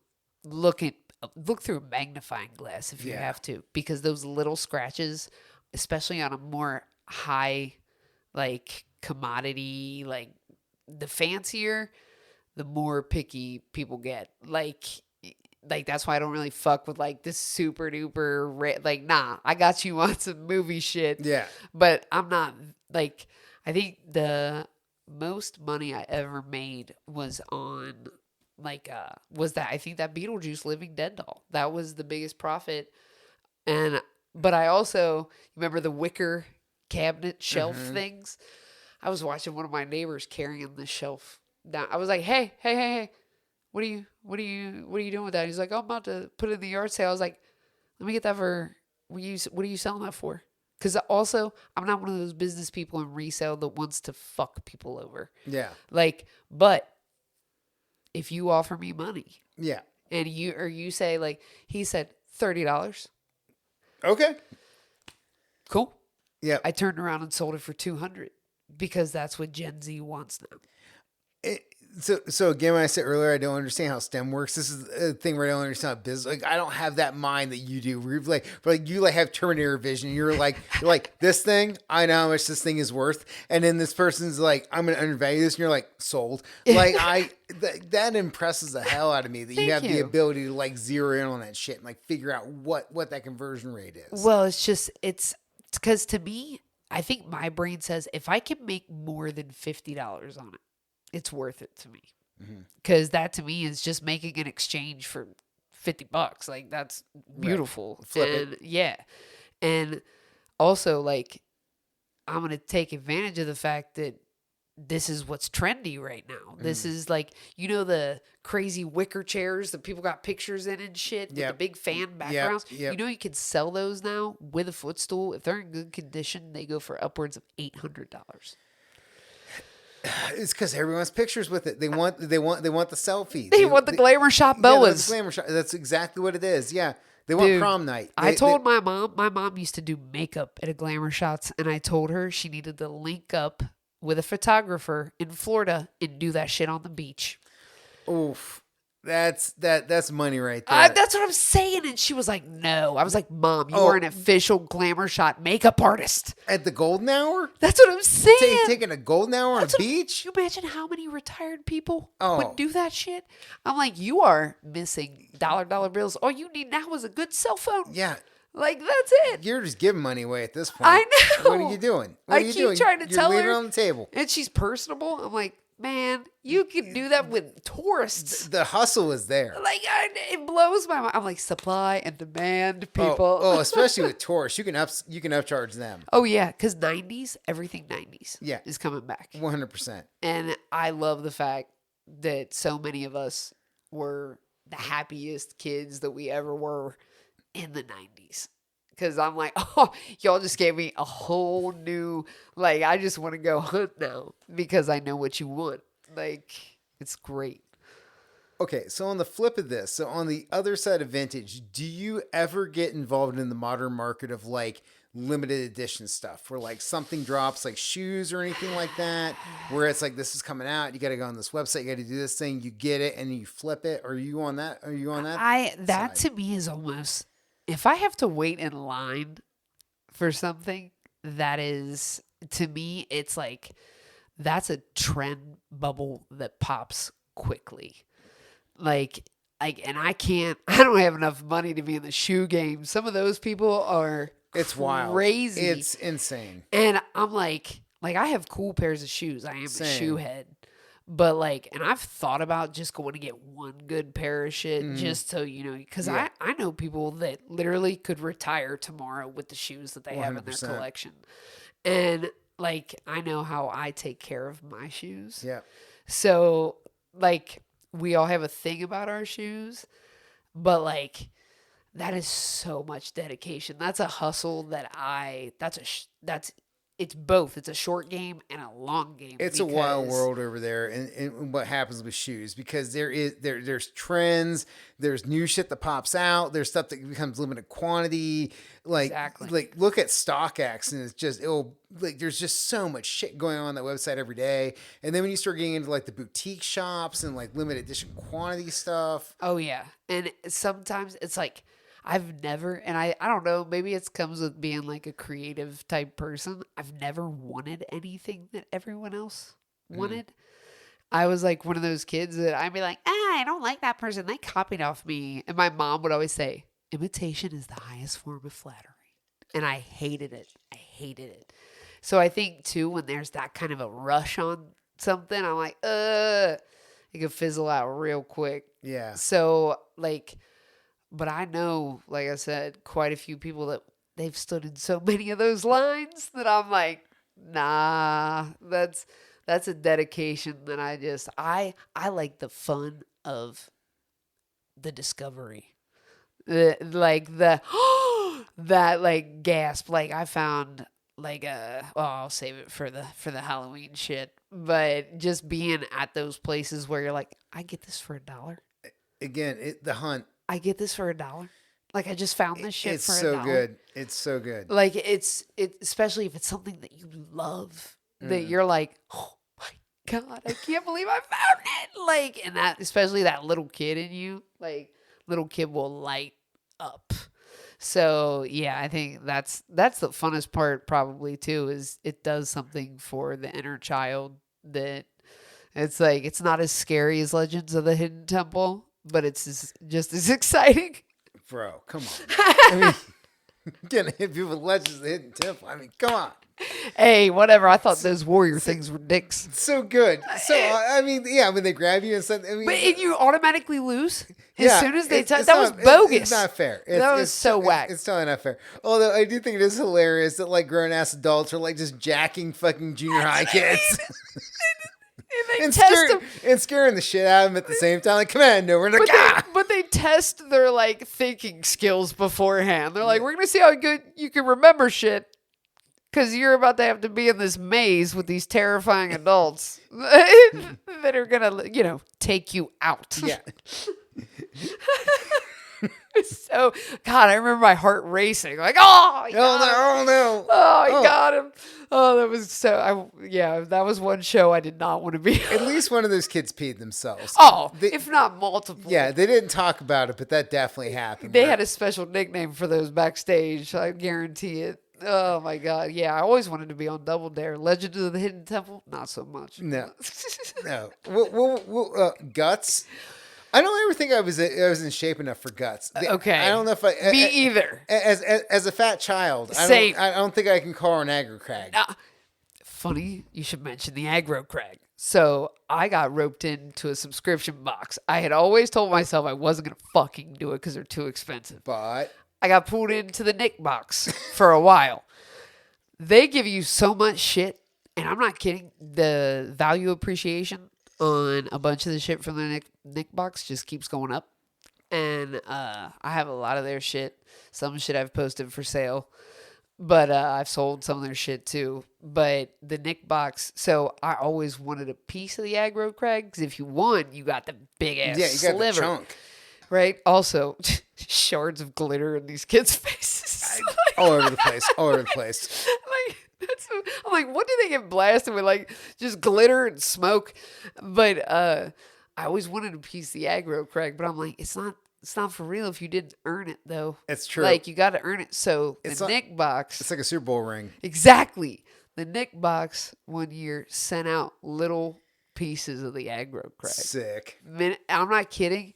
That is cool. I almost fucking cried because I was like, I've always wanted a piece of the aggro crag. What do you think happens with the people that have the aggro crag? Like, do you think they have it like on their mantle at their house? Oh, fuck yeah. Like when people have like a folded American flag inside of like Dude. the triangular case. I guarantee they could make a docu-series about kids who won guts right And now. have the aggro crag And still? every one of them, their families would be second cousins talking about, oh yeah, Jenny was on guts. Like it's like a fucking centerpiece at holidays and shit because that's the only person in their life that did something cool. I really hope a dude got blown for having the aggro crag. Oh, you know it's happened because that bitch probably glue in the dark.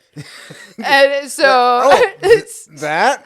yeah. Oh. I mean, that's when I won the aggro crag. Yeah, that was right before I started football training camp. Yeah. Back in '94. And like, Seriously, if I won the aggro crag, I'd definitely put that in my tender. Yeah. I'd be like, aggro crag 96. Yeah, that's flex. Yeah. That's big flex. Like I seriously, and like Wild and Crazy Kids. I was like, what? Where do they recruit for these shows? Like, I want to be on these shows. I don't know how that happens. But like Snick, we were talking about. I always get people talking about '90s shit at work because I get bored, and then I just fall into my brain, and I'm like, hey, remember this? Like, because Are You Afraid of the Dark? Yeah. Still scary. Yeah, good show. Liked it. A nice little lead into horror for children. Oh yeah. That was, and so many like big actors where like fucking Ryan Gosling was on a few of them. Like, Nice. but like there's been, because I'm a nerd and I have a bunch of them on DVD and I had for a while, but I'm telling you, some of them are still scary. And I'm like, yeah, they were really fucking us up. Well, look, before we get out of here, was there anything we didn't hit tonight that you wanted to talk about collection-wise or sell-wise? I don't think so. I think we've talked a lot about all the things. We've talked a lot about a lot Fell of down things. a lot of 90s tunnels. Good tunnels. I love those tunnels. Fun tunnels. Listeners, thank you for listening to me for real. I appreciate it. Well, what do you think about the future? Like, is there anything that you're trying to collect? Is there any like white whales out there you're trying to get a hold of? Or is there anything that you're looking to get into the selling business of? Honestly, that white whale to me would be to come upon the so elusive Lisa Frank Trapper Keeper. I want one really bad because I used to have one. I want you to have one at this point. But I refuse to pay $400 for like a bent, because they're just cardboard. They're like, Yeah. print over cardboard. But it's like, no, it's sacred, but I won't pay that much money for it. Like, I refuse. I would rather have that be the thrill of the find. One of those moments. I feel like you're gonna have to start looking at estate sales where like somebody's grandmother dies and their kid had one or something. It's gonna be in some like bougie ass, because that's the thing. A lot of people fuck up. They don't go to Goodwills in like really wealthy areas or on the outside of wealthy areas, because a bunch of people don't even do estate sales. They just drop shit off. So like I've found like high dollar clothing items just for myself on like Goodwills that are outside of like Mason and shit like that. So, but like I think that, yeah, if I just find that, if I find one of those Trapper Keepers, I would be so happy. But when it comes to selling shit, like I think I do it just because, hey, I think this is cool. Some people I've met think the shit that I like is cool. So maybe somebody else can benefit from the cool shit that I like. That even if it's something I'm not even like, if it's in good shape and I think someone would appreciate it, I'll probably post it for sale. Nice. Because I might not do anything with it, but I'm like, damn, I can't pass this up. It's $2.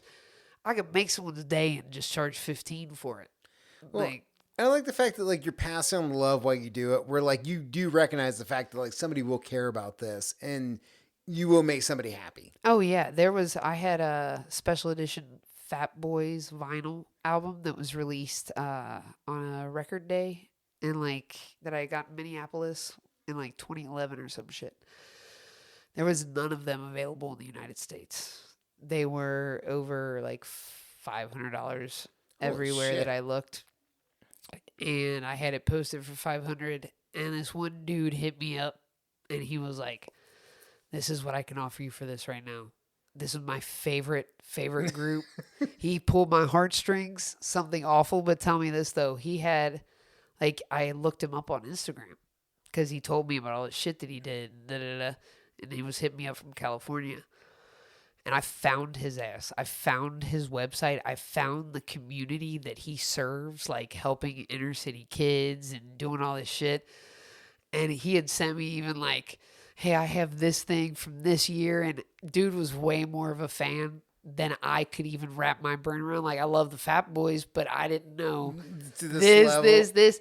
And when I was able to verify that, I was like, oh my God, this is somebody doing something for the community. Like, he's out there, he's trying to help other people. I was like, yeah, dude, I got you. You can buy it for $250.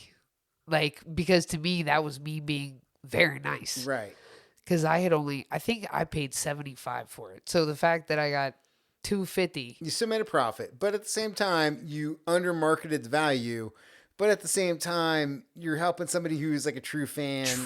And also is doing good in the world. True fan, doing good. I'm like, that's where all right, respect. Yeah. Respect comes in. Like, I will, like, because one of my things, too, is like, if you know that this person is a huge fucking fan, I got to respect the fandom. Yeah. Like, I can't. I refuse to fuck someone on something just because, I could make this profit on it. Like, that's dick to me. Well, and maybe the future karma of this where Elisa Frank comes into your life because you've helped other people. Right. I'm hoping. Like, I keep putting it out there. I'm like, hey. I think, honestly, it will, because that's just how shit works. I've seen it happen too many times. You're manifesting it right now. Yeah, like, exactly. You are planting the seeds for I'm Elisa like, Frank. I will get it. I will get it for sure. But yeah, that's it for me. I do it honestly for the love. I do it for the love. Love of the game. Yeah, that's why I sell the shit. Like, Well, Breezy, where can listeners find you online if they want to check you out? Well, Breezy Lee 513 on Instagram is honestly the best way because I'm always posting on there. It's public. What else? Pie and Violence on Instagram. And I mean, yeah, you can pay for an OnlyFans if you want to get, if you want to spend money to see me naked, but it's okay. You don't have to. I'm also, Breezy Lee hold on. What is it? Claw Machine. I'm trying to think of what my Mercari is. Because if anyone wants to check out my store. And I'm definitely going to download this app tonight. After you hip me to this, I'm like, this seems like the place to be. Well, and it's cool because if you like something on there, even if you don't necessarily want to buy it, you can like something on it and the seller can see that you liked it. And sometimes the seller will offer you a deal on it if they see that you like something. Nice. So, like, you can save your searches. It's great. But I am on Mercari. I'm Breezy. That's Breezy, capital B, Lee, capital L, and then it's lowercase ee, capital Q, capital C on Mercari. So if you want to get on there, I have 23 reviews, all 5 stars. Hell yeah. So, Listen, I'm just saying. quality across the board. But thank you for having me. This has been really fun. I've had a blast night. Listener, thank you for listening to the show. I know where to find me at Neil to Know on Instagram. Thank you for checking out the podcast. If you know somebody that loves pop culture, especially in the 90s, share this episode with them because, goddamn, it's so much fun. And, like, literally over 140 episodes of this podcast now. Everyone is evergreen. You can jump in wherever you want. You can jump out wherever you want. It doesn't matter. Just listen to the podcast. Listen to the podcast. Breezy, thank you so much. I appreciate you. Much pleasure. Listener, peace. Bye.